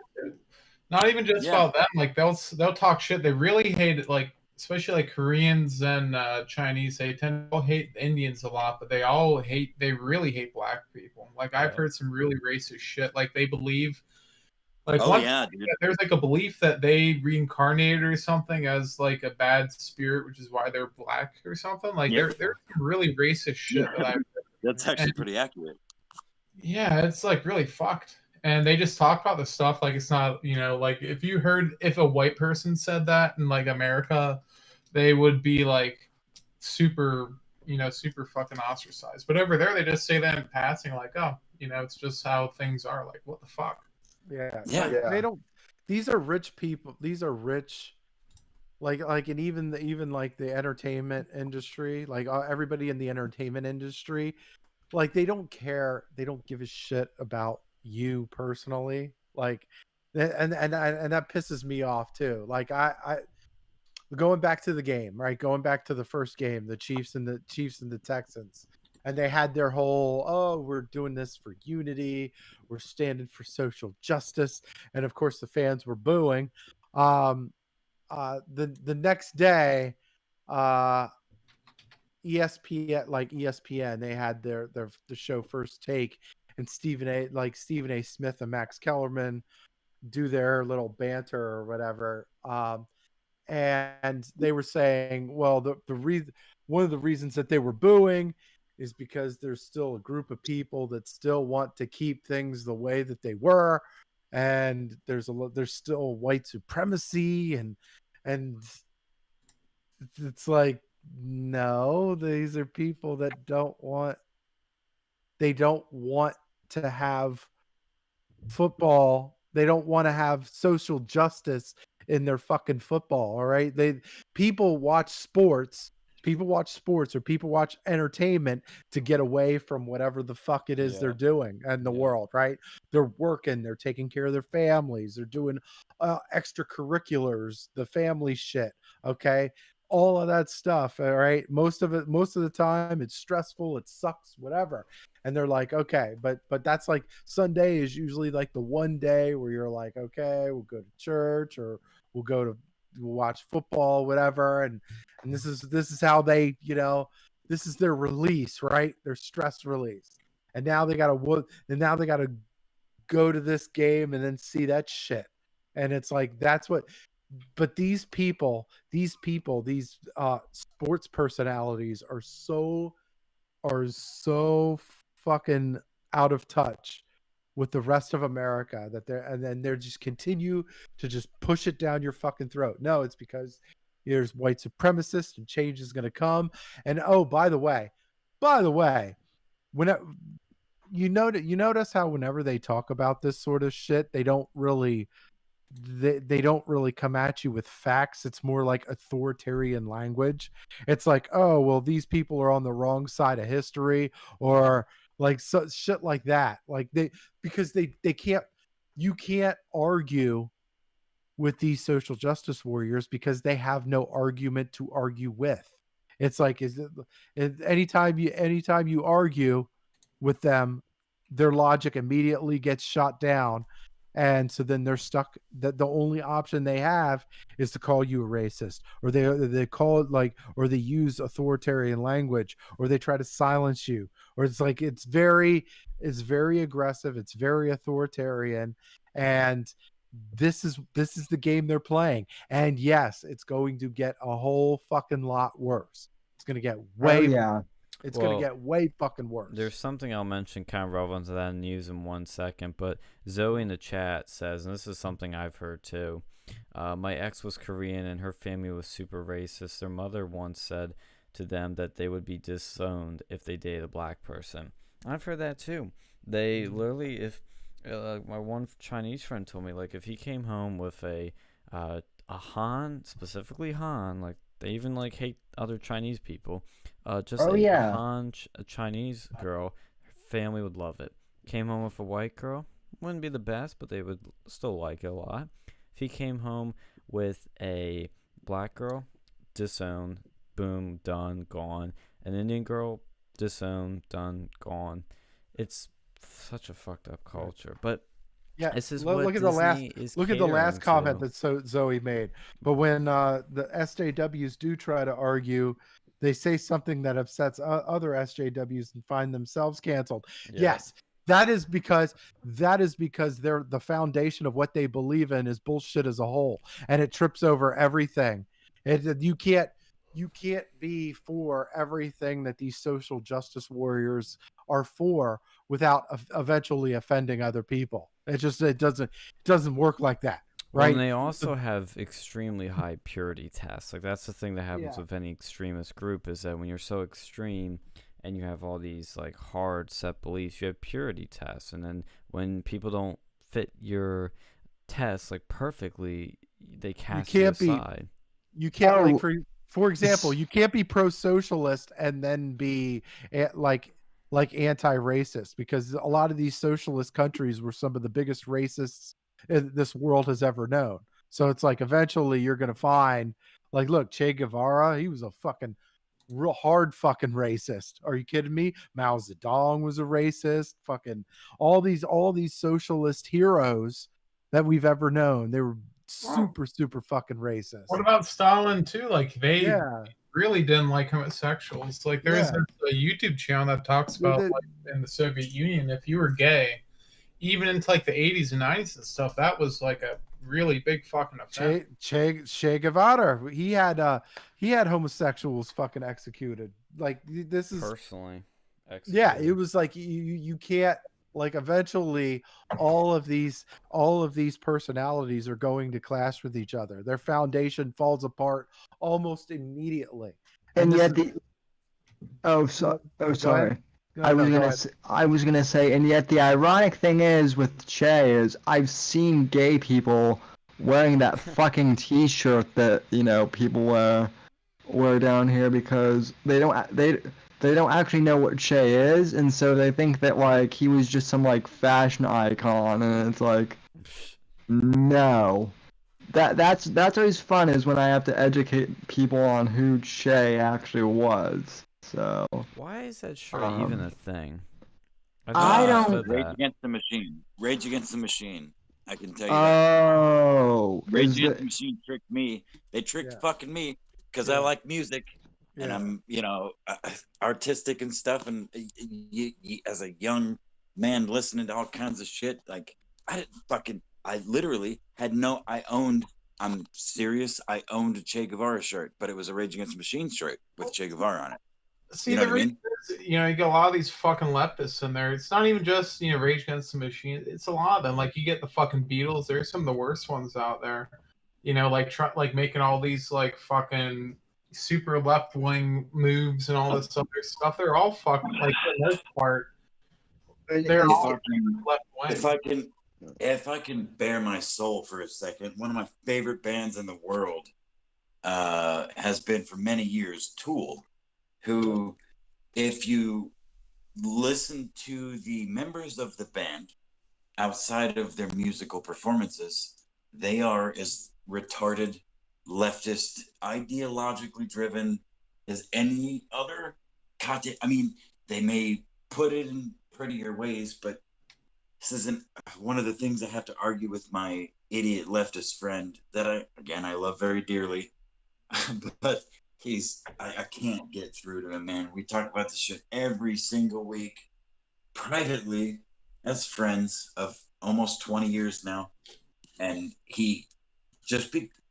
I'm not going to go into this, but stay away from the fucking leftists. That's the problem, man. You start getting down that rabbit hole. Yeah. Look, well, let me to be clear though, I'm like a born again conservative, because like I was born and raised in an area of the country where kind of conservatism and Republicans were that's just what it was. But I rebelled against that because that's what kids do. So I spent most of my young adult life kind of an idiot liberal, because I'm also artistically driven. Like I paint, I draw, music comes out of me. Like I do things with my hands too, but creativity is what drove me throughout my adolescence. The thing is, most people don't change like you do. Most people. Someone that I fucking know a lot. Oh, I think I know who you're thinking of. Well, that's the thing. I guess maybe it's from personal experience, but my empathy exceeds probably beyond that it should, or as farther than it should, is what I meant to say, because of my own experience. Maybe I am in the minority, but because of my own experience, I have the tendency to believe that not everybody is lost just because they appear to be on the surface, or they sound fucking stupid. Because I openly claim.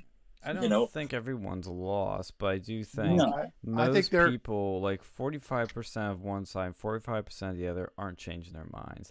It just isn't going to happen. Right. You're right. The people that, like, these social justice wars, though, like, if you really dive into the psychology of these people, they're mostly, from what I've just seen from observations and what I've heard from other people, is they're really actually broken people that either have mental illnesses or they were bullied in school or had daddy issues. And the entertainment industry is in an abusive relationship with a rich husband. That's basically what they are. Yeah. Like, because China owns pretty much most of the entertainment industry. So you have to either support the CCP or not piss them off. Like, so, and if you don't, then this is where you see all these other people that are just basically cast to the fucking wayside. Like, look at Kanye West. The second he fucking supported Donald Trump, it was over, right? The fucking Universal wanted nothing to do with him. Universal Music didn't want anything to do with him, and the social media fucking went crazy against him. Of course, he's smart and has a whole lot of fuck you money, but I'm saying, for every one of him, though, there's like 1,000 people that want to fucking share their opinion, but they're like, nope, you're not, don't fucking do it. Cause and there's power in that. There's a lot of power in that. Cause like everybody that wants, look how many people actually want to become like famous and want to become actors or want to become YouTube personalities or want to become all the like this famous thing, but you have to ride that fucking pro CCP line in order to do it. There's incredible power in that. Unfortunately, like that's what we're fighting against. And like, how do you fight it? Like that's the big question. Here's some fucked up things I just learned about Che, or people that praised him. It says on Wikipedia, various individuals have lauded Che. For example, Nelson Mandela referred to him as an interesting character if you actually dig deep into him. Well, this will add more interest. Nelson Mandela said that Che was, quote, an inspiration for every human being who loves freedom. And another big one that tells you everything you need to know here, a black power leader, Stokely something, utilized Carmichael? Yes, Carmichael. Utilized that Che Guevara is not dead, his ideas are with us. And even, here you go, it's my favorite one, libertarian theorist Murray Rothbard, extolling Guevara. Yeah, Murray Rothbard. As a, quote, heroic figure who, more than any man of our epoch, I've never heard that word before, even of our century, was a living embodiment of the principle of revolution. I don't get it. Like, did they just like not know the shit about this dude? I mean, was that like? I think there's a lot of stuff on Nelson Mandela that's not told in schools because it's not. Oh yeah, that guy was a fucking terrorist. What? Folks, for those watching the Whitfield Report, I'm gonna have to end this stream and start another one. So I'll be right back with a new stream. So thanks. Now looking at Nelson Mandela, he advocated for putting tires around people's necks, him and his wife, and lighting them on fire. Like, there was a reason why he was thrown into fucking prison. There's a word for it too, and that's how they go and get the black population of South Africa, you know, all riled up. Like, people that didn't support him, that's what happened to you. You get a tire around your neck and they light on fire. Dude, South Africa is super corrupt as fuck too. Yeah, like look what happened. Like, you know, apartheid was terrible, but like look what happened now. Look what's going on now. Like, in just about every measure, it's like fucking worse off. You know, not saying that was good, but like, you know, they could have found a fucking better solution than allowing these fucking kleptocrats into office, because that's what happened. And the same thing happened in Zimbabwe. You know, as soon as they get independence, they have like one real fair election, then it just starts going downhill quite quickly. It's so, you know, I have, you know, I understand when like some of these like famous people or good people are complicated and all that shit, but like doing that is pretty fucked up. Putting tires around people's necks and burning it, like, Jesus. That's not complicated. That's like messed up. There was a lot of fucked up stuff that you don't hear about because, you know, it defeats from their narrative. I really don't get the Che thing though. Like, why is he so propped up? I just don't get it. I mean, yeah, there's one cool photo taken of him, but like the dude is a fucking terrorist. Like, he killed and executed people without trial for being gay, for being a bunch of other things. I mean, and he was a Marxist. Like, he's a communist. He's like, what? I don't get it. But he's cool, Sean. So that's all that matters, right? Cool. I don't get it. I mean, look, I don't get it either. This is one of the reasons why I like the Clash though, because the Clash basically said fuck communism. That's why I like punk. So. Oh, they did? I just like the Clash a lot more now. Well, the Ramones did too. Yes, Apex. Okay, well. Am I wrong? You moved away from your microphone. I was going to say, please take the microphone out of your mouth, because you were really close to it. It sounded like this.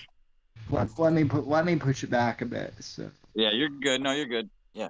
This is opposite of Joe Rogan. Keep this right up next to your mouth. No, you're good. Speaking of Joe, what do we think of his new podcast studio? Oh my God! It looks like the inside of a fleshlight. What? I haven't seen it yet. How do you know what? Apex, I'm curious to know. How do you know what the inside of a flashlight looks like? Well, because I have an eyeball on the tip of my dick, Sammy. Well, you know what's fucked up? You know, if a woman wants to go and use a dildo or viber, no one bats an eye. But like, if a man wants to use a fucking flashlight, they're like looking at the fucking earth. I guess we're standard here. Yeah, right. Talk about it. Well, It's just like. Whoops. Well, Go ahead, Sam. well, again, that's my whole thing with NFL cheerleaders is if someone wants to go do porn, no problem whatsoever. But oh my God, men want to look at scantily clad women on an NFL, field that's, perfectly okay. No, we can't have that. That's too much misogyny. Well, no, the issue here is like, if a man jacks off this guy's like, oh, everyone does that. But like, as soon as a man buys a fucking fleshlight, it's like, oh, you're a fucking incel. Like, there's no fucking in between, man. You buy any sort of sex toy other than like probably even a penis pump. Well, feminists' very existence is to ruin anything that men deem as fun at all, right? Yeah. They see it as competition. They see that as competition, I bet. Yeah. Well, I mean, it's not competition. Like I would gladly take sex or violence over anything that the feminist provides. I mean, Bill, you are a man after my own heart. It's like, I don't understand.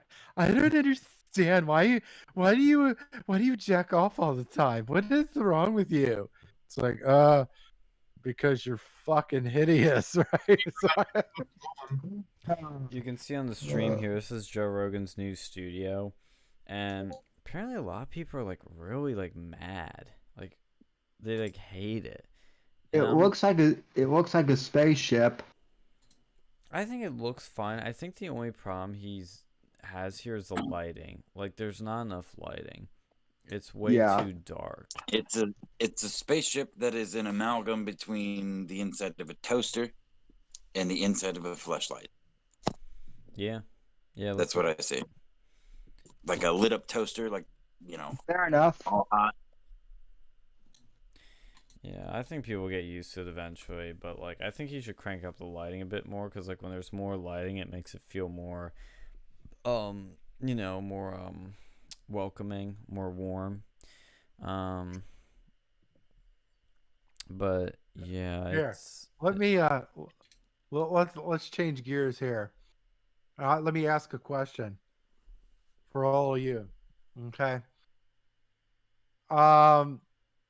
Who the hell would have thought that Donald Trump this week would tweet Joe Rogan would get no. Who would think that Donald Trump would get not one, but two Nobel Peace Prize nominations? What fucking did. the fuck? How does he get two? I still don't understand that. Well, to be fair, anyone can give you like you can be nominated. That doesn't mean you win. Well, I think we even said that like on past shows. We say he's probably gonna get nominated, but I'd be shocked if he wins it. Like genuinely shocked. Yeah. I have a screenshot of my super fucking anti-Trump liberal friend that says if he wins, he will publicly humiliate himself. I was going to share it on Twitter. I mean, I have no reason to share it on Twitter, but I saved it.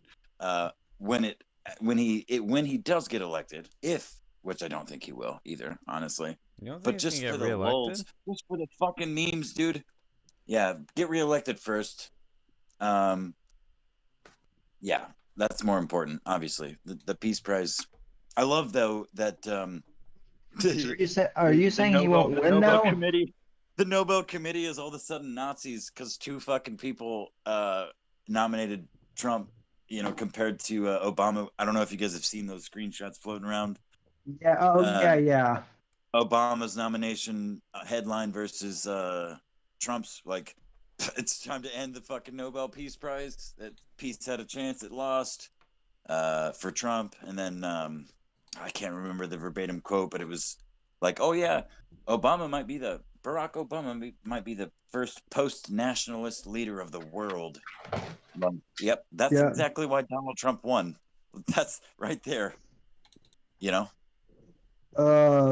A storm wrenches in the chat goes, because I just started a new stream. He says, last time I was this early, Jake from State Farm was a white dude. So. Wait, did they swap the race of Jake from State Farm? Yeah. Oh yeah. Yeah. Jake from State Farm used to be a white dude in the OG. I remember that fucking I thought he baggy-eyed still is. fucking No. white dude. No. He used to be a white dude, yeah. That's so fucking funny. Oh, no, dude, yeah, I seen that now. I know what you mean. Yeah, I seen those. I was a bit confused too, because I thought because there's the black dude and then there's the other white dude he's talking to. I thought the white dude he was talking to was like Jake from State Farm. No, dude. There was a white dude on the phone, and then a white dude at State Farm, right? Yeah. That's how it was a white dude on the phone, and then his wife. So it was basically all white. Yeah, I remember those. Commercial, which that's toxic, guys. Are you kidding me? That is toxic. That is dangerous. God bless you, sir. Whoever that was. So you said earlier that you don't think Trump's gonna win. Like, let's hear about me. That. Did I say that? I didn't say that. Did you? I thought no, I've never said that. Yeah, you did. Oh, you mean the Nobel Peace Prize? Oh yeah. Yeah. I'm not sure that he will. People in the chat were people in my chat were panicking that you meant the election, and I'm like, no. Well, the problem, I don't think. Okay, so if all things were equal and everything is fair, Trump should win in a fucking landslide. However, there will be cheating. There will be cheating. It will happen, and it'll keep things. Yes, it's gonna be dirty. This shit's gonna be dirty. Yeah, I think this shit's gonna be dirty, no matter how you slice it. Are you guys reading this headline? The darkly ironic, and this is what the leftists have been saying when they saw that Trump was nominated for a Nobel Peace Prize. It went, but Hitler was nominated for a Nobel Peace Prize too. So was Obama. He won one. Now Obama's Hitler. Yes. Jolly says, "Well, I wouldn't call it panicking, Sammy. You say that now, Jolly, but you know what? But I mean, also you're out on the sticks too. So, I don't think Hitler was actually nominated. I think he was recommended for a nomination, but didn't actually get nominated. Well, it might have been before. Well, because see, like, I don't think people really saw the fucking like death camps until. Oh wait, he was nominated 39. Actually, yeah, I'm glad you said that, Alex, because that's the reason. That's what I think is going to happen with the Chinese Holocaust camps. Is I think people aren't going to care until pictures and videos come out from those camps. I mean, you mark my words, it's going to be like that's what happened with the camps in Nazi Germany. Is people didn't really care until pictures came out of there. And that's what's going to happen in North Korea and China. The outrage will come when it's too late and when we finally get pictures and videos. I have been saying that for at least a couple of months on the Whitfield report, that the next Iron Curtain, or our generation's Iron Curtain, and it's going to be too late for way too many people in that side of the world. But it's like the idea of there's very little that we can do about that other than make other people that aren't aware. Sammy, what's happening? No, but there's very little we can do other than make other people aware of it. But once it comes down and the rest of the world sees it, There's Sam's no. found something spicy. God damn, I can't. I seriously can't with Sammy laughing in the background. Let me I can't fucking do himself. I'm sorry, but fucking gay rights, Rwanda too. Dialectic boogaloo. What's happening in your chat? so It says Rwanda 2 dialectic boogaloo. Okay. I don't remember where the fuck it was. Please, someone else start talking. So I don't. So anyway, I actually didn't even get that joke, but So, for those that did, I'm glad you did. well, so here's a little tidbit from fucking Twitter. The Sundance Film Festival co-founder was sentenced to 6 years for child sex abuse. That's Oh, not wait, so. Well, didn't they like give that Cuties film like a win at Sundance or some award at Sundance? Yes, So they Yeah. did. Yeah, they did. that's not surprising. We'll dive into that film in a second. One thing I want to mention: there's some breaking news out from the Los Angeles area, where Jack Posobiec was tweeting about this. Love my boy Jack. Oh, he crossed 1 million followers. Yo, finally, well deserved. Jack Posobiec's at 1 million followers on Twitter. Not only was there a cool video he retweeted about people rushing to be at the front of the barricades to have Trump's rally, to get the front row seats, really cool. But there's some really sad news out of, oh wait, no, it's not Los Angeles. What, LASD? Yeah. It is Los we Angeles. covered. Yeah. A cop car was just sitting somewhere, and some guy comes up and literally just assassinates cops. We covered that. We covered that on the Whitfield report like 2 hours ago. So. Well, Good. Sorry.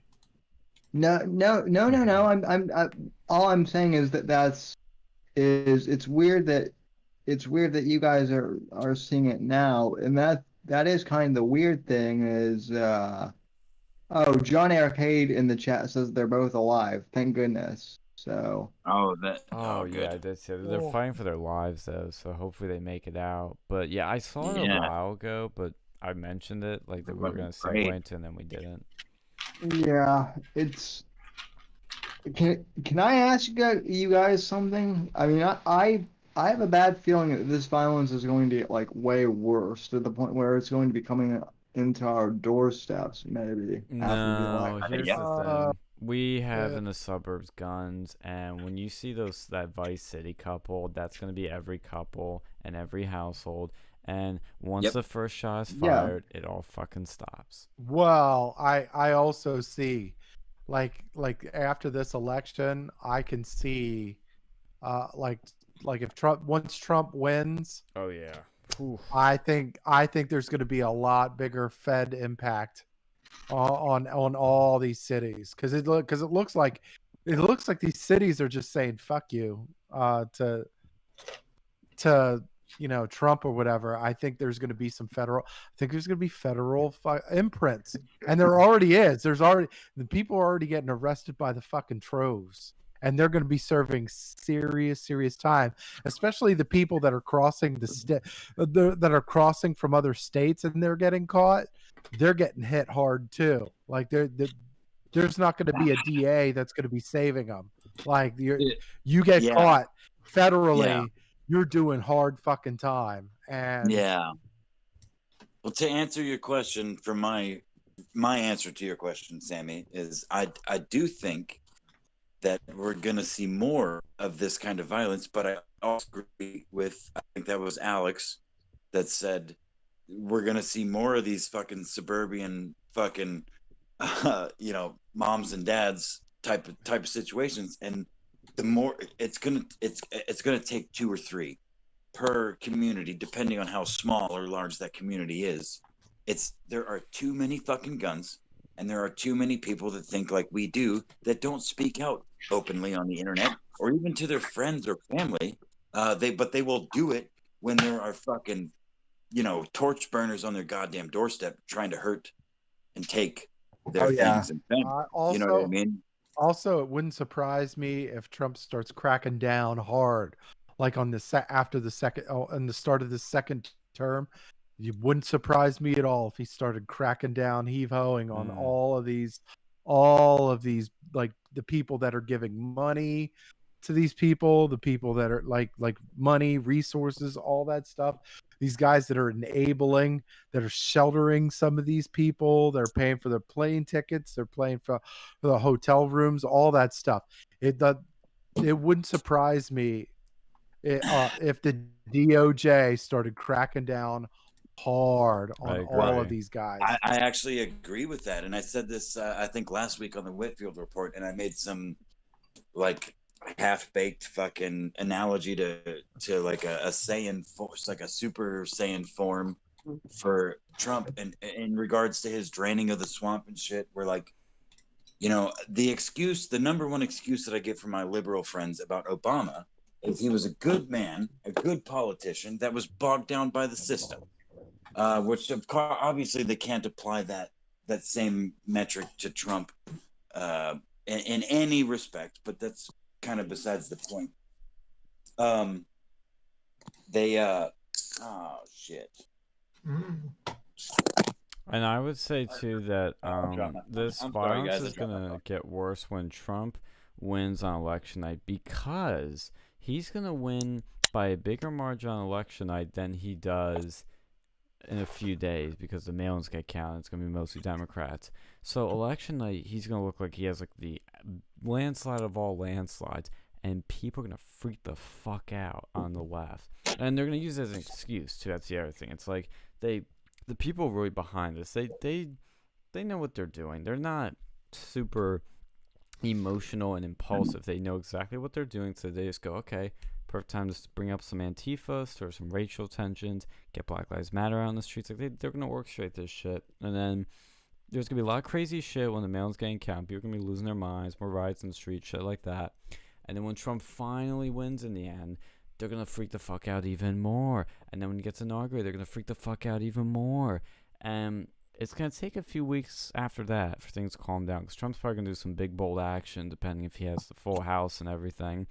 And you know, it's gonna be crazy for a while. I mean, I think that you just described exactly why, like, people like me, who have remained relatively politically neutral for the majority of my adult life, after I was like, I got over the whole liberal thing. I was like, you know what? I don't care about any of these things. I just want to do my life, my family, and not care about much of that, which was obviously narrow-sighted, because the politics around in my country matter to the things that I'm trying to raise and do.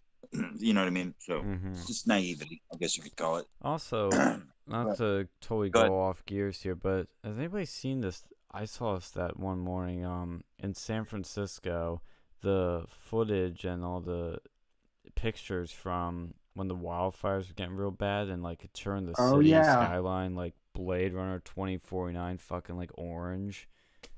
Yep. So cool but crazy and like wild. Say we're going to talk about like why that stuff's going on, because you know it's climate change, Alex. Don't you know? Yeah, it's the fucking Antifa people who set the fucking fires. Well, they're blaming it on a gender reveal. Have you guys seen the footage of the drone? The drone flying around spraying fucking like napalm? What? One of those to spray these fucking hornets I got. Or these lantern flies. Dude, these fucking hornets, man, I got these yellow jackets. They keep like making nests in my fucking siding. It's really pissing me off. I mean, listen, I've got it on my Twitter. I don't know where the original clip comes from, but it's like, it's drone footage, and it's spraying fucking fire down. And you could say, well, I mean, it looks like it could be a controlled burn, but why the fuck would they use the drone? There's no. It's safer than having a human in there. I don't know that it would. Because there was like protesters or something. They started the fire. But either way, like, you know, why is the fire why does California keep having these fires? And you start to look into it, Well, it's a they- very dry. It gets very dry there. not even just that, but you know what happened? Instead of investing in infrastructure, they started to invest in like alternative fuel sources. That instead of putting money back in like the power lines and fixing that shit, that's from what I'm understanding is what is really like allowing this to pervade. They kept Go ahead.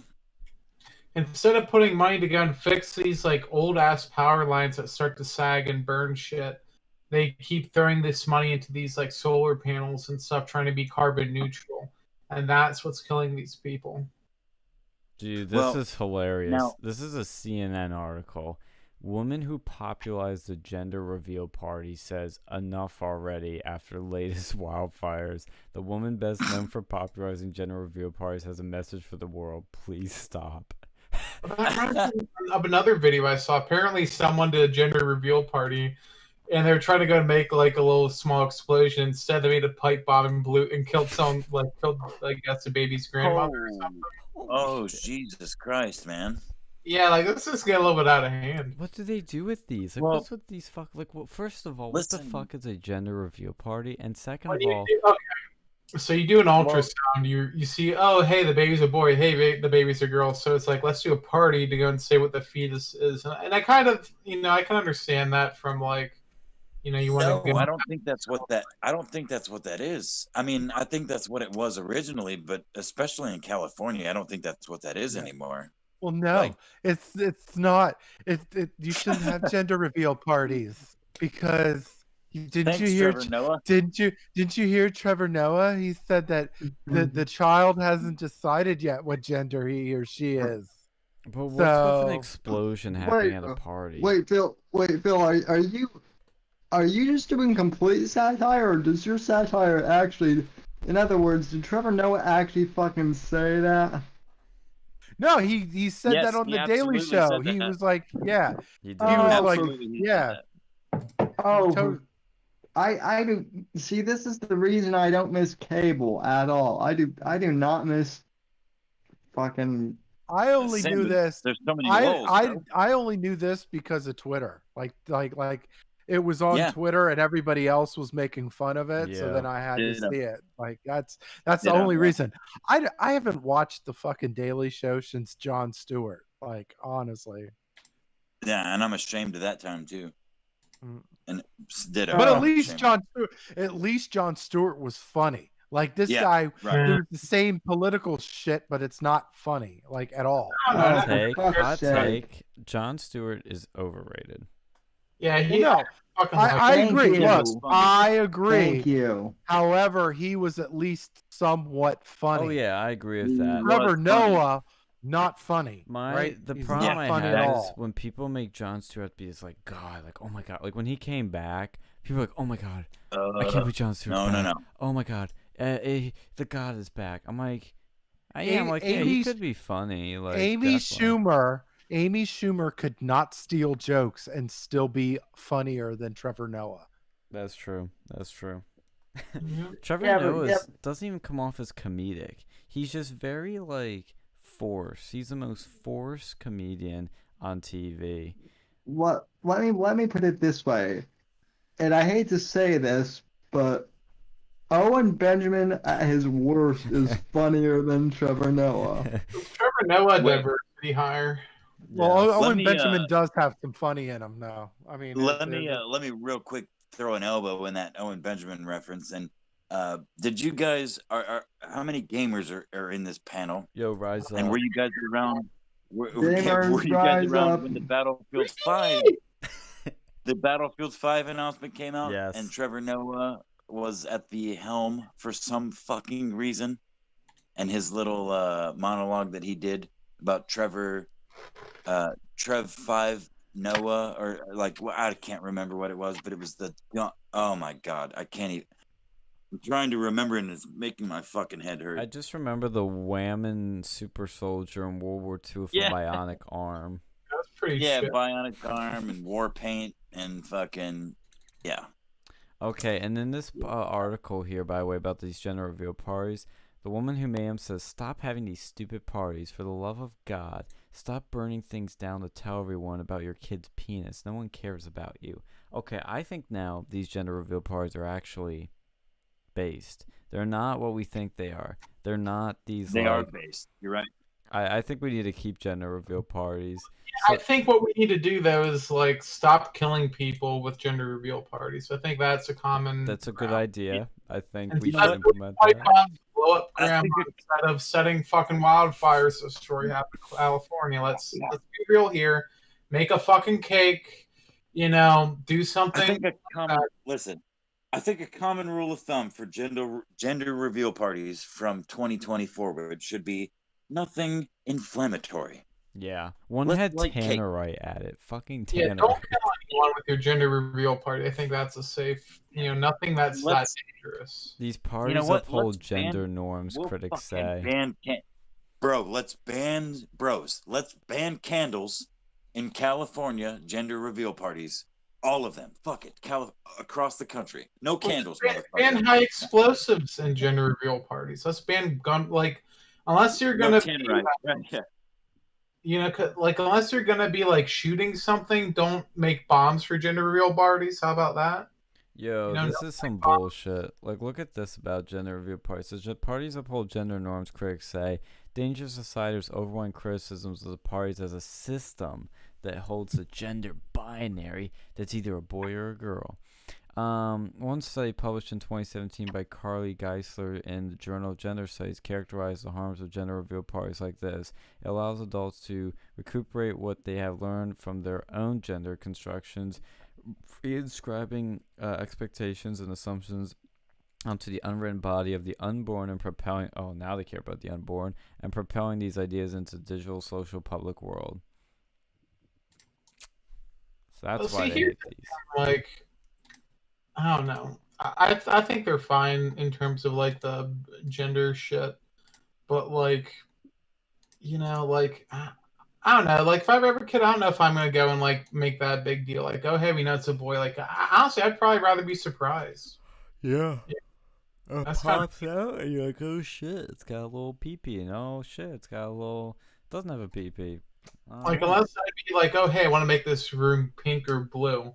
But, you know, how about we just keep it But no. How about we have to let the child decide what gender he wants to be. Like, that's the only reason why I don't hate these fucking things is because, you know, people who I disagree with are against it. I totally agree. I will totally admit it. Literally, I am only for these because the people the left hates it, so I love it.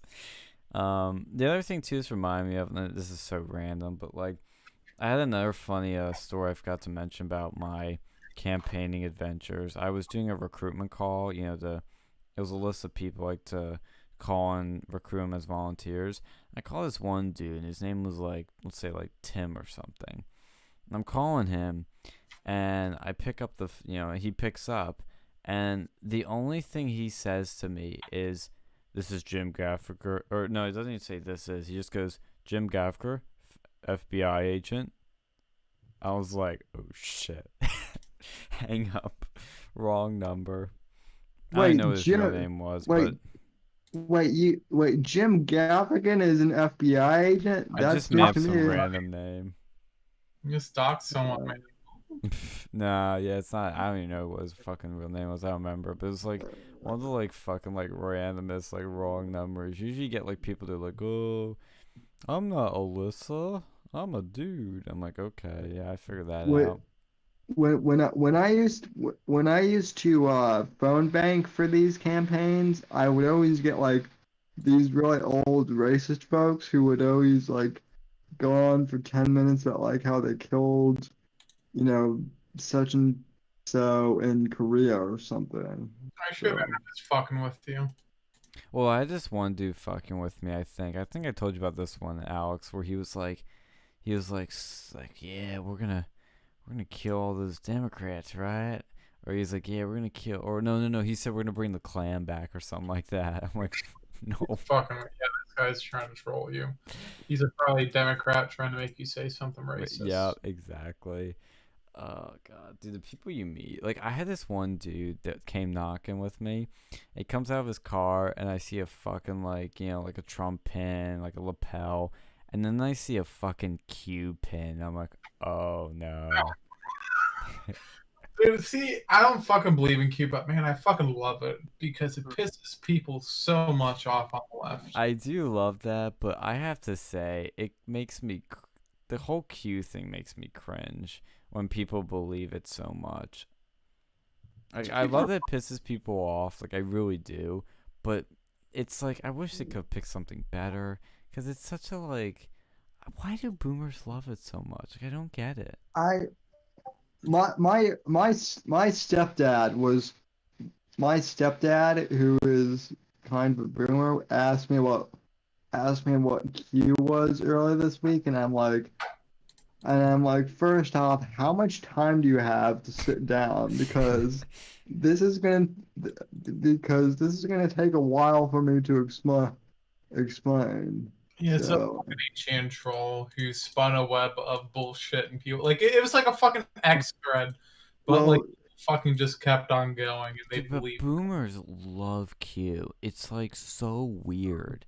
Like, how many of them actually know? Like, first of all, most people don't know what the fuck Q is, but like these boomers, like, there's a good chunk of them, they're obsessed with it. Dude, I still don't understand what Q is fucking supposed to be half the time. I know, right? But they're like so into it. Like, they have the pins, the flags. I'm like, of all the conspiracy things to jump on, it's like the dumbest one. I'm sorry, like the Q theory conspiracies are just dumb. Okay, oh shit! Island is in the chat. I should have known my one. Okay, so Island, I have to ask you, what does WW1 WGA or something? What can someone answer for me? What does that fucking actually mean? So. Oh my god, wait, there was a dude. Oh, this is crazy. Hoover Dam incident. Matthew Philip Roy of Henderson, Nevada was arrested on terrorism and other charges for driving an armored truck containing an AR-15 and handgun to the Hoover Dam and blocking traffic for 90 minutes. He said he was on a mission involving QAnon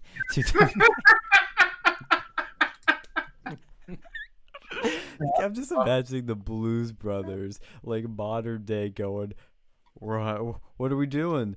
We're on a mission from Q. He said he was on a mission involving QAnon to demand that the Justice Department release the OIG report, Office of Inspector General, on the conduct of FBI agents during the investigation of Hillary Clinton's use of a private email server. Since a copy of the IG report has been released the day before, the man had been motivated by a Q drop, which claimed the released version of the Q drop. That sounds so fucking good. I like that Q drop, guys. Oh. The Q LARP. The Q drop. So old, man. It claimed the released version of the IG report had been heavily modified, and that Trump possessed a more damning version, but had declined to release it. In a video recorded inside his armored truck, Roy expressed disappointment that Trump had not honored a duty to lock certain people up, asking him to, quote, uphold your oath. The fuck? That's so fucking funny. I love it. I love it. Sean, speaking of funny shit that happened this week, I think you were there. I think you were there with me, but did you see what Rex Jones completely? Yo, Rex. First of all, he's sleeping with the enemy apparently. Second of all, he like went on a full-on like rant against the Groypers, even though he says he agrees with them on most things, which I think he's. I think I disagree with Rex's like some of his agreements with them, but like he's so right when he says that they are fringe and that they really just are good at turning people off. Yeah, well, and the fact that he was like, and the fact that like that they were basically proving his point because they were like, because he's like, look, I'm not for homosexuality, but I don't want to kill I don't want to kill them either. And they were all, and like everyone in his chat was like, kill the gays. And he's like, you guys are making my point for me. So, and then it turns out the fact that the guy who was trolling him was Baked Alaska. So, that dude is still trying to be relevant. We love our cops. I didn't know that Baked Alaska was still alive. So, Well, I think according to Milo, he had like a bunch of like drug issues. Like I don't know if I don't want to say it was. I think it was a I coke or think something. had some issues with like cocaine at some point. I heard about that. Yeah, I think it was a coke issue, and he had issues with his girlfriend or something. Yep. As a further or as a longer follower of internet blood sports than I was Owen Benjamin, or than I have been Owen Benjamin. That's exactly right. Internet fame, cocaine, a bad girlfriend, and then he like fell off the face of the earth. He made a bunch of really shitty rap songs, including "We Love Our Cops," which is just for meme purpose is so relevant now. which I have to admit, Apex, I actually bought that song when it first came out. Fuck. So, Oh my god, That's cringe. I know. Ironically, please tell me you did it ironically, Sam. Yes, I did, but I still. Okay, good. Why would you spend money to make a fucking irony? We love our cops. Of course. Now I kind of want to go out and blare it. So, Yeah, try doing that in L.A. Yeah. Do it anywhere, motherfucker. You're gonna get beat up. Well, no, I could actually do it in Florida, and people would be like, "Fuck yeah!" So. Jesus, I go on to Baked Alaska's Wikipedia page, and like, dude, have you read this? The first thing it says is Baked Alaska is an American neo-Nazi, anti-Semitic conspiracy theorist, and social media personality. Like, whoa! I mean, I've heard he has some like wacky views on some things, but I didn't. Did he get that deep recently or what? No, Yeah, no. That's the thing. Is the Richard Spencer's quote unquote the glow in the darks. Well, and even lesser than those on the side of the alt right or just the right side of the spectrum in general. They have laughed at Baked Alaska for over 5 years of my time on the internet lurking before I started using my voice and even talking in the goddamn comment section. Zoe. Good night, Zoe. Thank you for your half-assed shit talking. It was appreciated. Half-assed, she full ass. Bring your A game. Bring your A game next time, It was girl. quality. What are you talking about? I think. Listen. Wait. You can't tell them they did a good job. Then they'll come in and be friendly next time. Ooh, I mean, that's true.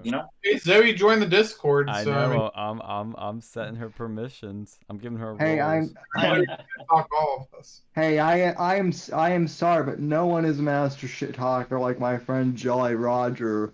Roger's Bill's Wada here. No, Jolly and Gabe hold the crown, the secret crown, for me as well.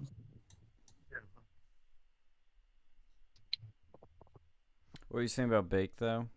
One thing I will say before you continues though is that according to social media, it says Baked Alaska was at the Unite the Right rally in Virginia, and he marched and chanted, "You will not replace us," and "I'm proud to be white," and he has frequently promoted the 14 words.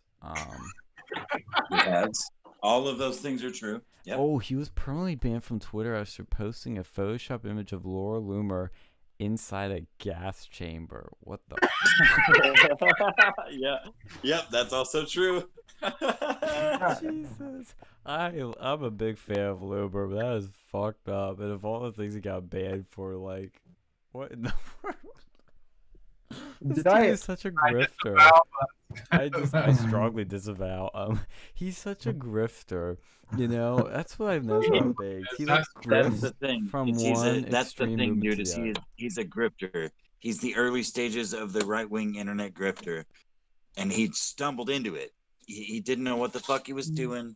Just like, you know, I hate to admit it, and I don't even know if this is gonna land with you guys or the audience, but Ethan Ralph is of the same ilk. Yeah. Ethan Ralph, Yeah. and you know what I mean.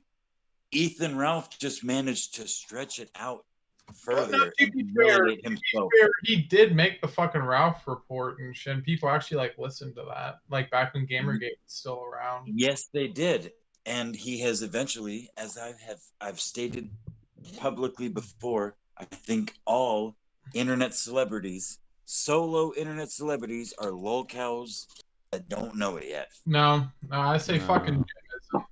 That see though, that's why I don't mind like making fun of myself though on stream. Like You're not a celeb yet. That's the thing, you know. Not yet. yeah, not yet. Well, yet. what were you saying about Ethan Ralph? Not though? yet. Get up and go a couple times, you know, get a fucking like scarce video made about you, and then when you're a celeb. Well, was Ethan Ralph dabbling in the alt-right? Is that what you're saying? Well, that's been his primary audience for 5 years or so, at least 3, if not 5. It's got to be closer to 5. But Yeah. yes, he's a grifter. He's being exposed.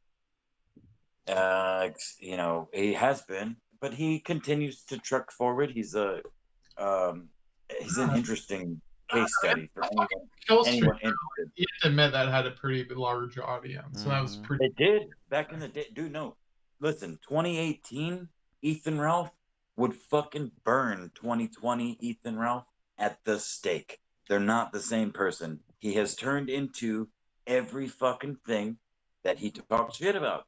That's kind of the point. It seems in my time on the internet, I have watched every personality that I've been like, oh, I like what you say. Well, let me listen to you. Inevitably have gone this route, be it the Owen Benjamin Dix and Broomwax route, or the Ethan Ralph. I'm the best. I can't fucking do it. Well, I mean, they're both the same thing. I can't do any wrong. I'm right. Doesn't matter what anybody says. Start tuning out the hatred because so many people talk shit, and some of it's not real, but some of it is. But you're not going to listen to that because overwhelmingly it's not real. So fuck those people.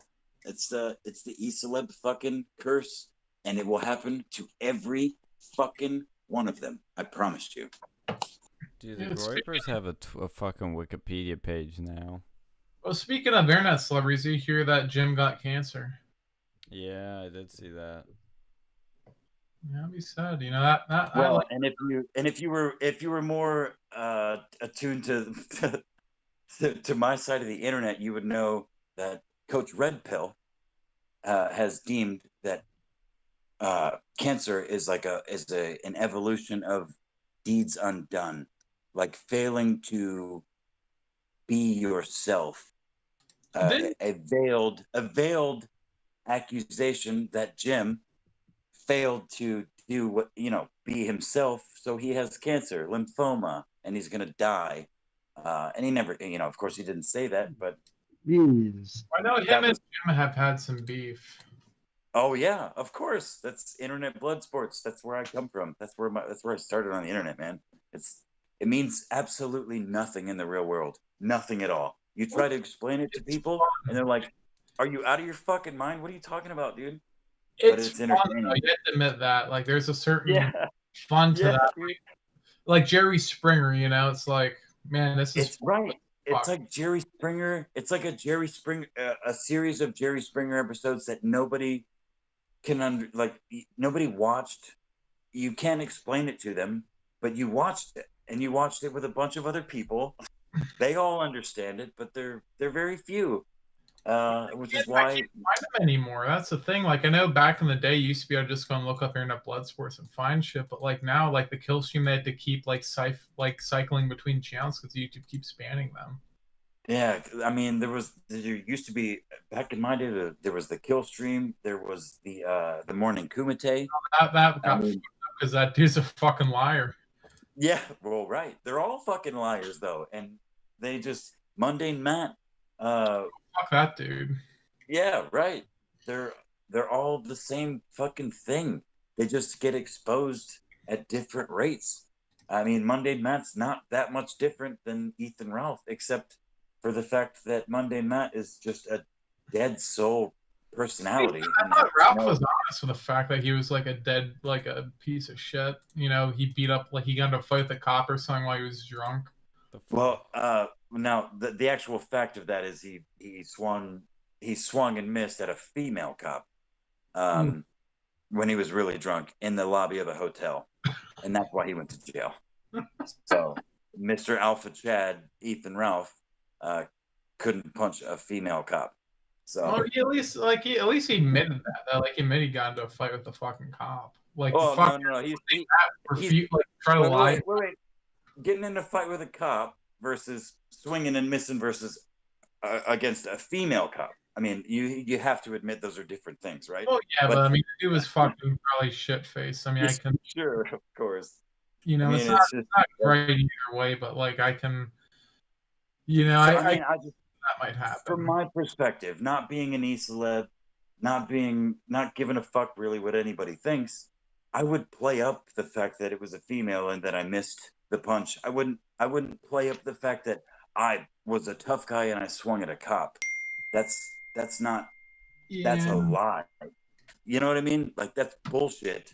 You saw a woman and you swung and you missed because you were fucking drunk, and now because you're on the internet, you're gonna blip, blip, blip, blip, blip, you're gonna spin it in various ways. You never mentioned the fact that the cop you swung at was a female that had to be discovered through A-logs, as they're referred to, thanks to Chris Chan. Oh boy. That guy. Like, I think we should do a video on that motherfucker one day. Oh yeah, that's an interesting story. I feel like I have spoke for way too long. No, man, I love this shit. I love this internet drama, man. That's oh, dude, no.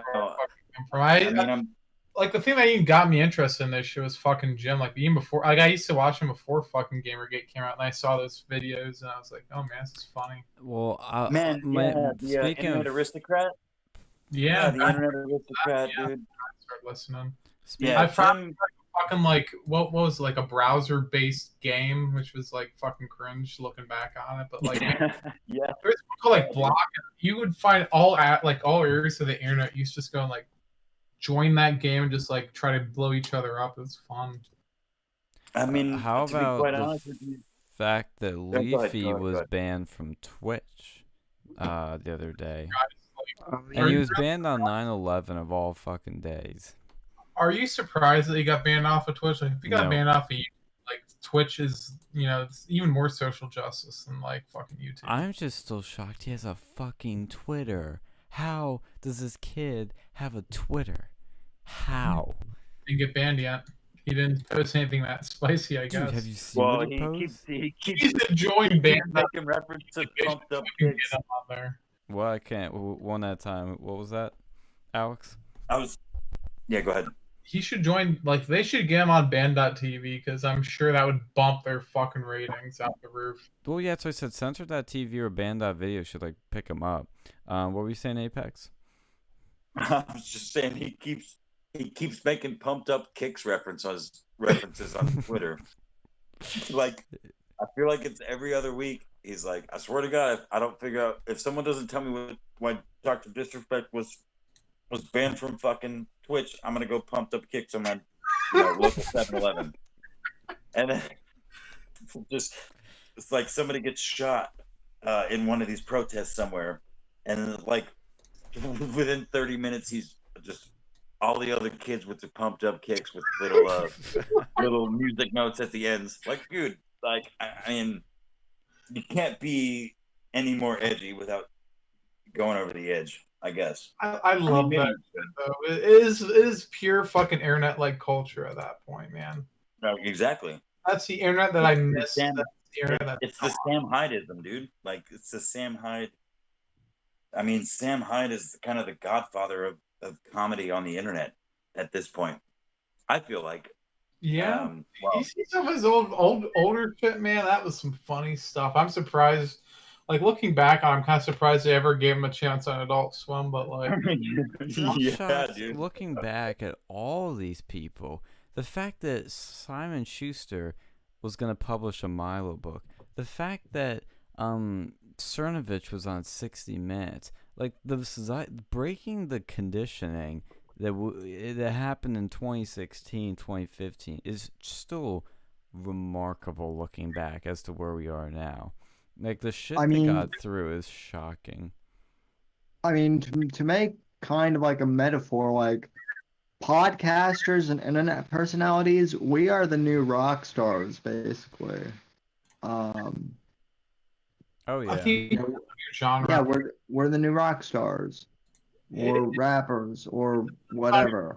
Genre, man. Like, I don't know. It feels like everyone has a fucking podcast these days, but like very few of them go into like the actual fucking meat and potatoes talked about. Like literally, it's like a fucking podcast for everything. For we have a cybersecurity podcast, we have a fucking true crime podcast, we have a podcast about makeup tutorials. Like, dude, it's a it's a medium, but it's not really. You know, you can have many different types. I think, honestly, though, it's. I think I'm older than everyone here except for Phil, who could probably attest to this. That the internet is so.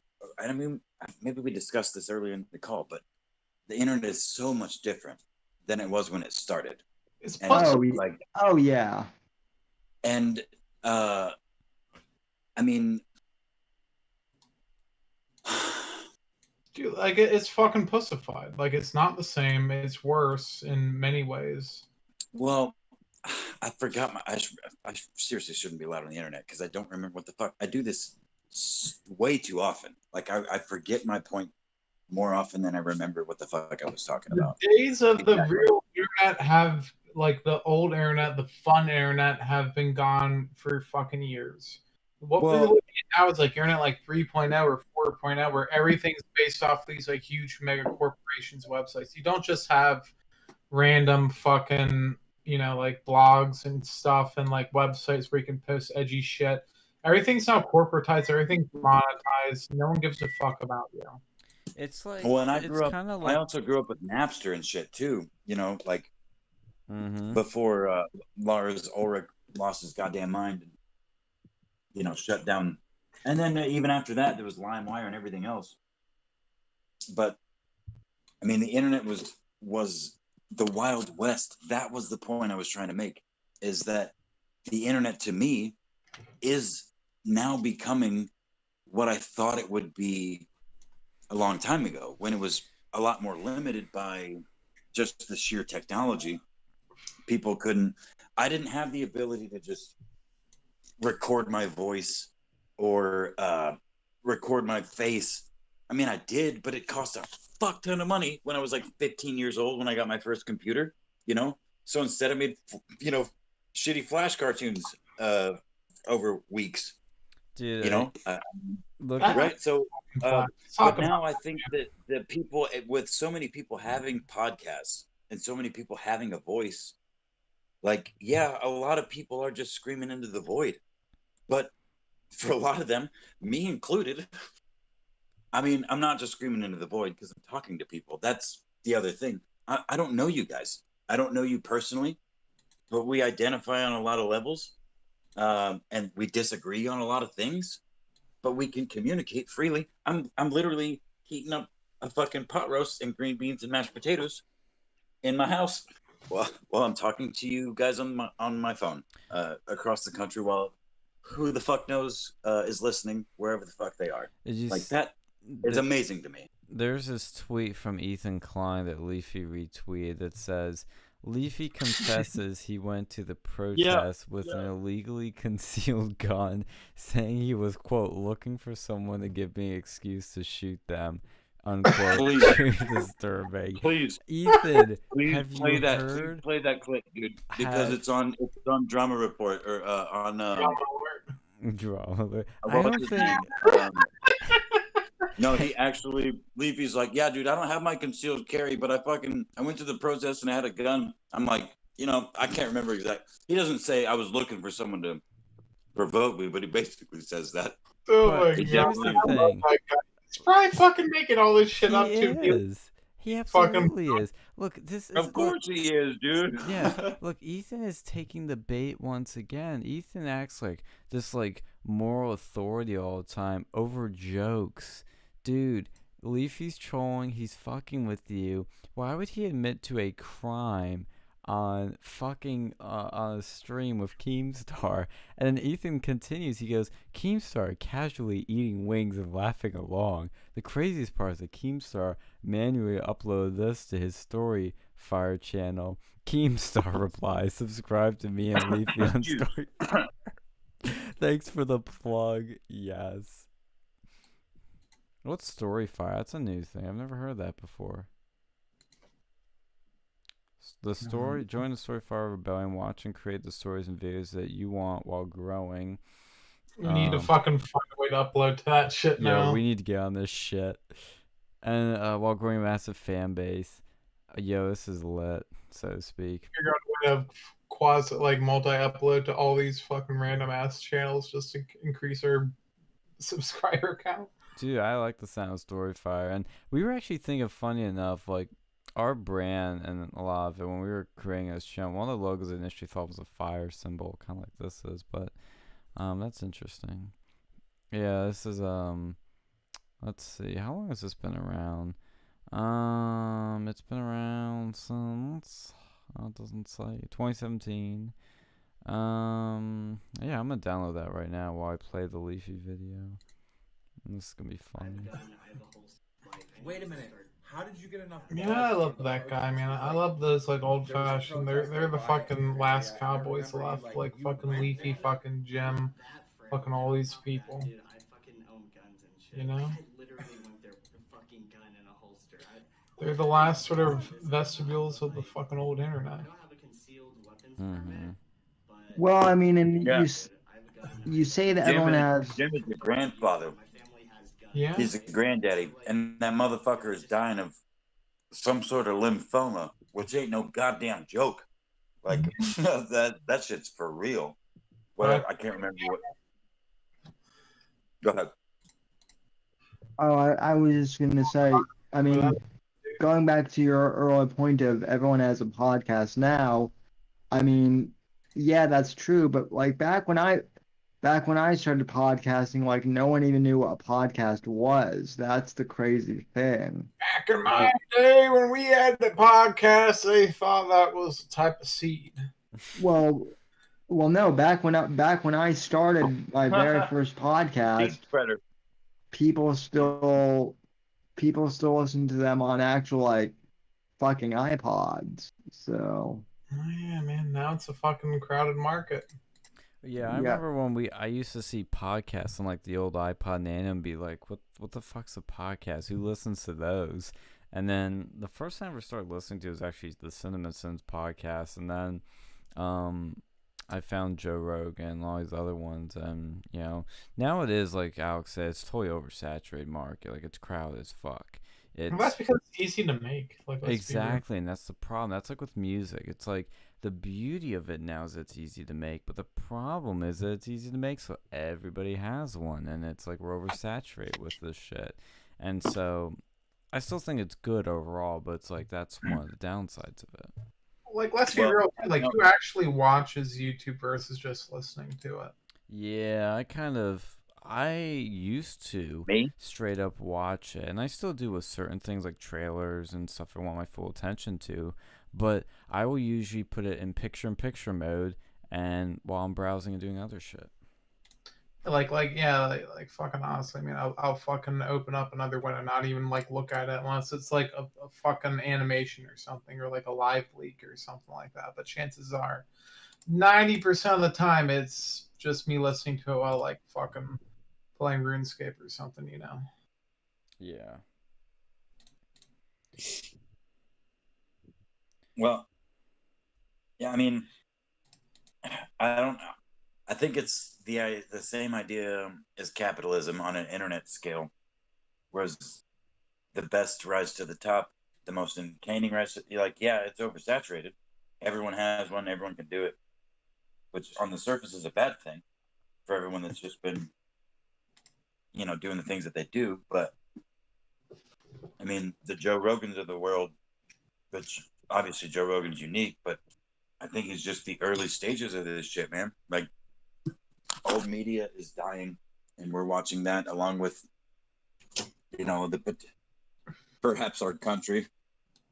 Likely not, but you know what I'm saying. But like, let's be real. Hyperbolically speaking, How much like actual like video content is even on YouTube anymore? Like most of it's podcasts because it's, you know, And ever music. since they demonetized it, largely you can't really afford to make, you know, like animations as much unless it's like really yeah. animation or you have like a Patreon or something. Like it's just unfeasible to put in high effort. So it's like, look, we're just making podcasts. I don't disagree with that. And that's because, you know, like YouTube hasn't found like, and I think what eventually, I don't know if YouTube's going to do this or someone else is going to do it, but like maybe make a system that enables you to go and like reach out to specific like people, you know, for ads or whatever, and have them find you instead of the way they're currently doing it, because it's kind of bullshit. You know, half the shits and the advertisements. So you ever seen those like fucking YouTube ads? Like some of those are like really fucking nasty. Like there was like videos of like some dude getting head. And it's like click here to unlock the full video, and it's like, you know, this is a YouTube video, this would be banned for pornography, but because it's an ad, they don't give a shit. Yeah, Like that's new actually. Like, you know, fucking blowjobs advertisements on YouTube, like slightly censored, but you can still see a fucking cock in someone's mouth.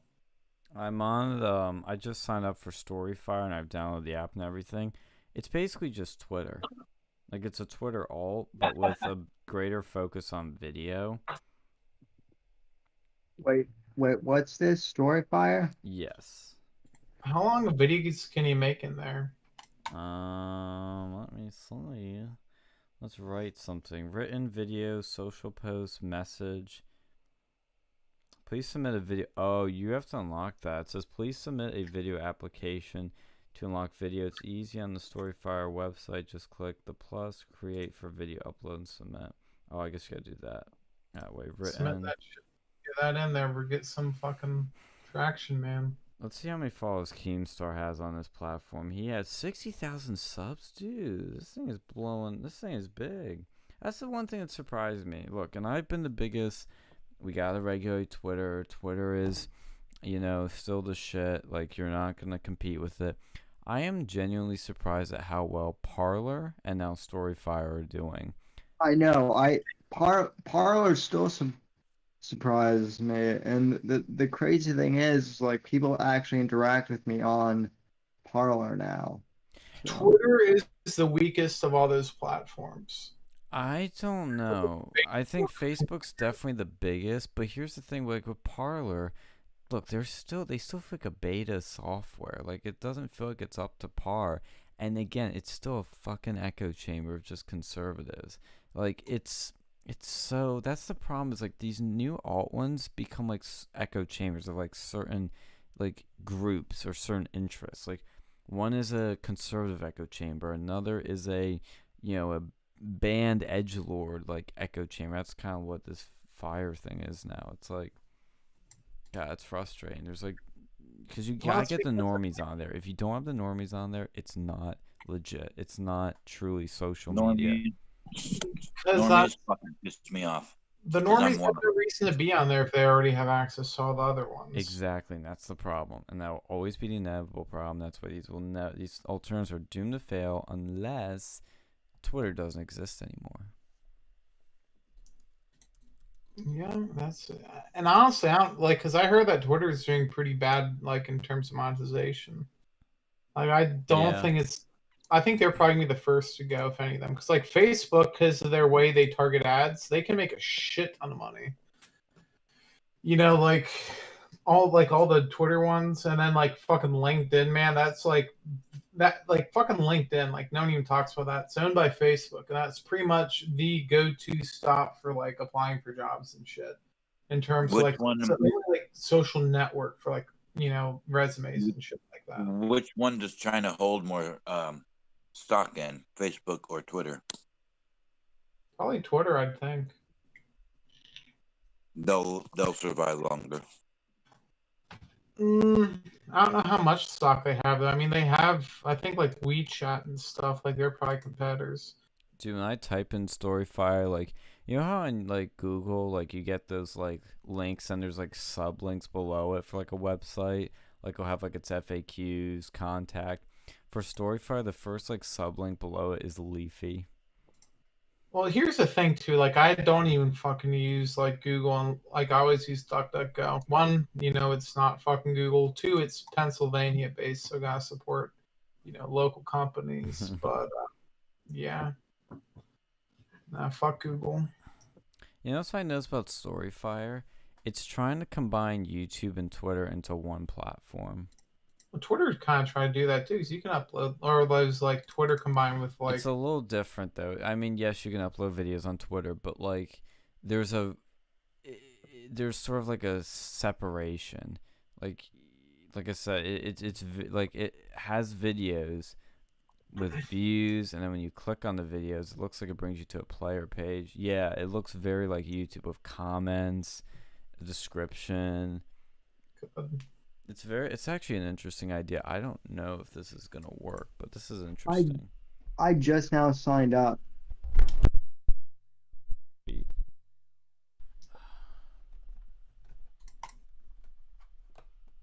this is interesting. Actually, we found something. We're doing it live, folks. Fuck it, we'll do it live. Do they allow live videos on there? I don't think so. Not yet. Yeah, not yet is right. That'll be a new That's feature. Something too. Like, how do you fucking monitor those, man, for like copyright and shit? Like, that's gotta be a tough one. Yeah, I don't know. Oh, it looks like they do. They kind of looks like they have like a D-Live kind of similar deal with like money, where you buy their cryptocurrency. It's called Blaze. Oh yeah. Nope. But you have to go and spend money to go and do a video on there, like a live video. No, you spend money to like give people super chats. Like with D-Live, like you can buy lemons or whatever it is they call their crypto thing. And with this one, it's like if you spend, let's say, $5, you get 2,625 blazes, and then you can give those to your favorite content creators, and then they get money. Ooh. Boogie2988, it's on here. Mick Juggernuggets is on here. I know that guy. Leafy. This a while ago. Keemstar, of course, with Drama Alert. Yeah, it looks like it's a lot of YouTubers. Okay, who's pushing this? Like, how did this become a thing? Azzy Land, she has a big ad on the front. Oh, she's cute. Yeah, where are the conservatives? We need to get the conservatives on here. I'm here. We gotta get all the conservatives on here. I honestly join these just so that nobody steals my fucking name on these things, and like takes my handle. Same here. It just triggers me because I love just having it simply your name. Yeah. Nobody knows my name. It's but you Cameron. guys. I do. Do you really? How you know he's not lying about it? Dun, dun, dun. That reminds me of a certain person I know with a false identity. Storyfire has almost 30,000 followers on Twitter. Oh, they're from California. They're from LA. Shit. Creative video / writing entertainment platform. Stay lit.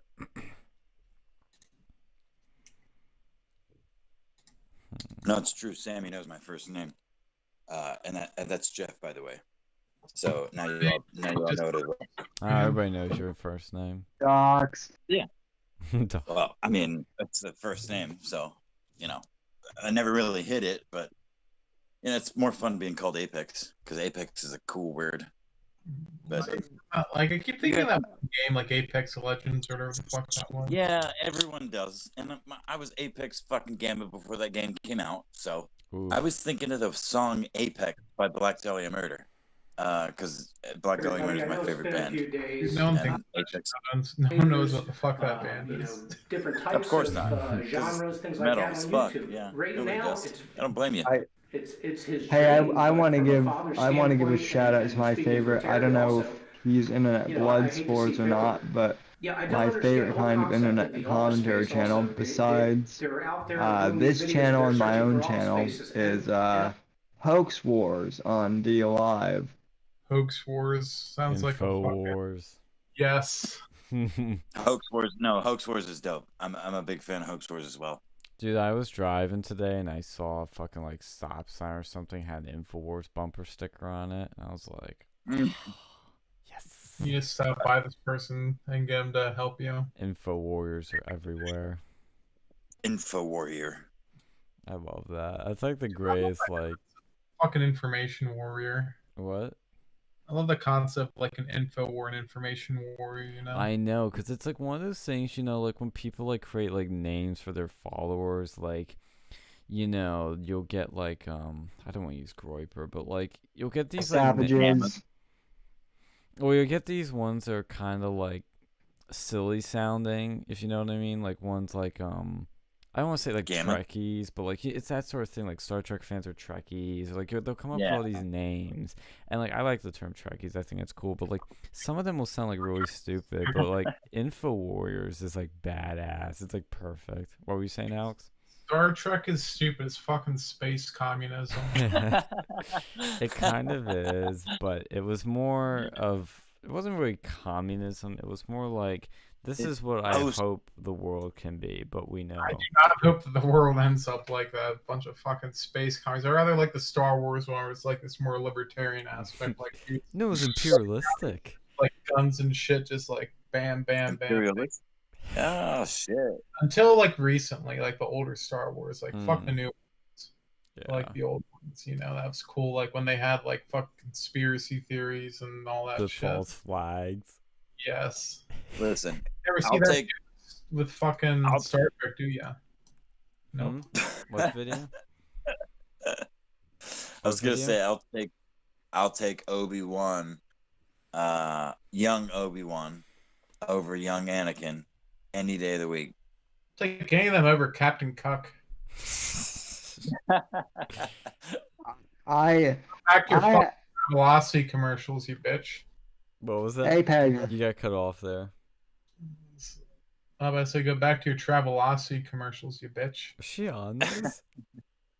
Who was that? Yeah, I thought Kirk was, or that one dude.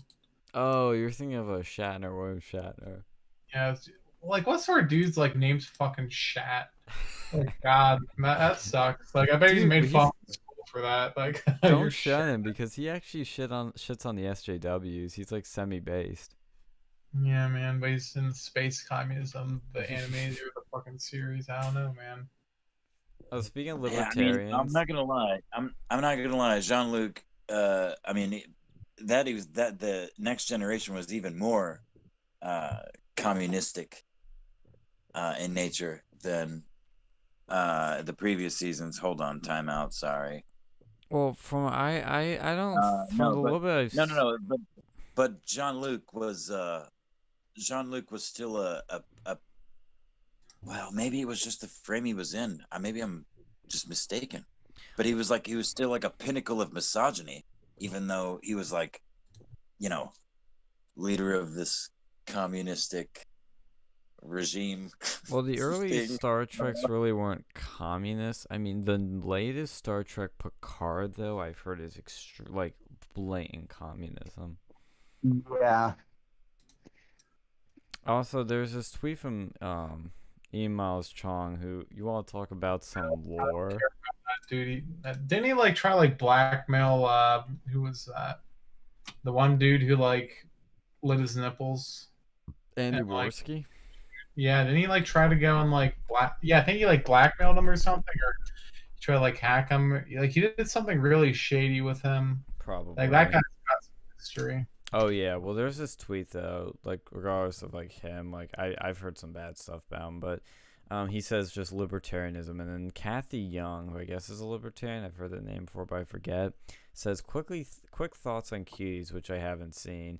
It's pretty obvious the film was made by a female director to condemn sexploitation. Oh, that's a new word, sexploitation of underage girls. Many think it fails because it inadvertently does what it condemns. Others disagree. People of goodwill can differ. That's fine. I fucking like these nuancy like takes.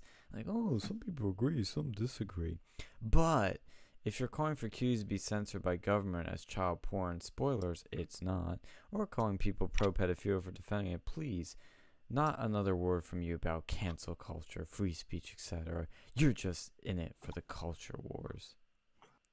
What the You fuck see, kind of like take I is always that? want to go review that, but I also don't want to watch it because I'm pretty sure I'm gonna be put on a fucking list. Not be allowed to be within like 1,000 feet of a school building if I try to even like look at that fucking video. I don't know. I saw like a clip of it once, and I was like, ugh. Yeah, Pretty I saw a clip too. We all saw a clip and were disgusted. Fucking French film too. I'm telling you, man. Oh yeah, you did a Nick DiPaolo thing when you said sexploitation. I get that from Gavin McGinnis's podcast, like him and Ryan. Every time there's an Asian word, they go like exploitation, sexualization. Oh. That's a Nick DiPaolo bit. He always does that. That's off The Sopranos, actually. Yeah, I know. Because, Yep. Which by the way, the Sopranos now is fucking based. So Really? like who would have thought that the mafia would be considered fucking based? Base So. gangsters. Well, you know they. How is it based now? Are the feminists attacking it because it like Yeah, because women get beaten in it? Oh yeah. There's first off, like one of the main hangouts for them is like a New Jersey strip club, and like you can actually see like full on tits in there too. So they hate that show. It's like there's like there's like extreme violence, and they're like you can see like them capping guys. Like it's not bad compared to what's out there today, but like yeah. I still need to watch it. That's what I want to do. Like once I'm done this job, and so a few other things I want to watch, The Sopranos and a bunch of other shit. Rainbow Dynamite, what the fuck are you talking about, man? Apex is a made guy already. He's my made guy. Apex is my copper regime, motherfucker. Anyway, gents, I mean, it's almost 3 a.m. here, so. Yeah, we'll cut the stream. Apparently, by the way, real quick about Storyfire, that Mick Juggernuggets guy, his son started Storyfire, but then he makes a video titled, like, Why Storyfire Will Fail. He's literally making videos to why his son's business will fail. Yeah, like I remember I used to watch Big Juggernuggets. Like he was one of those channels where it was like one of those not really scam, but like one of those fake like things. Where it was like this dude gets his like Xbox destroyed by his dad. And it was like, oh no. And it, like the first one was like, oh, that could be real. And then it keeps getting more and more unrealistic as it goes on. It was one of those sort of like I don't want to call it a prank channel, but kind of along the same lines. Why is it gonna fail though? What? Probably because it's not YouTube or Twitter. I'm just wondering what his rationale is.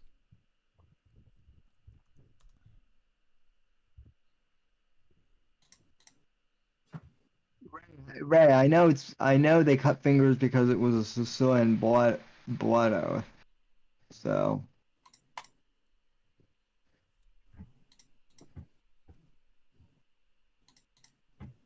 So they made chicken fingers back in the day, I guess. Well, listen, it's also how the wait, never mind. Wait, did I hear right? Are you guys killing the stream? You guys bailing on me? I was just getting started. I haven't killed it yet.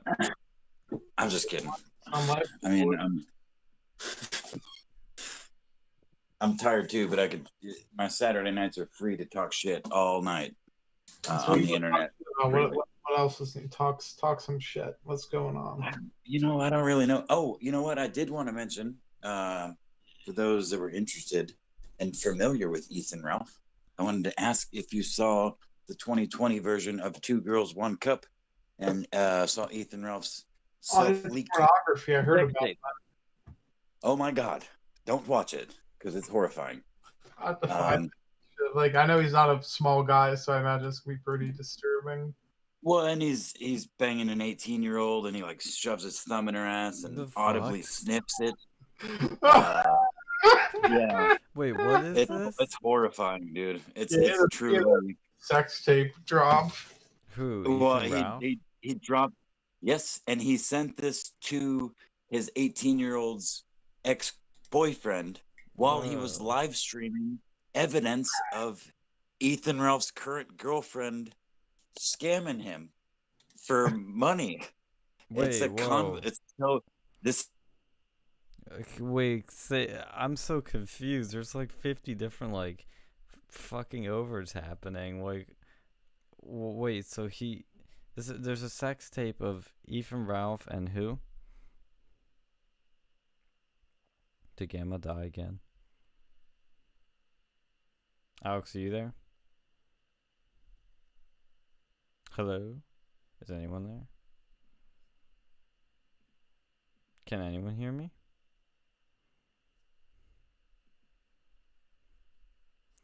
Well, I guess that's the universe's way of telling us we gotta cut the stream, because I can't hear anyone, which is very strange. So I will do just that. We will see you guys down another rabbit hole next week with whatever topics we dive into. So thank you guys for tuning in as always. Maybe I need to rejoin the Discord.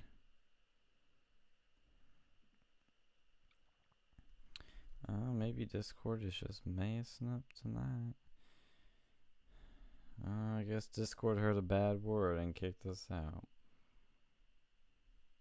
Let's see if we can rejoin it so everybody can say goodbye. You say yes, and I say no.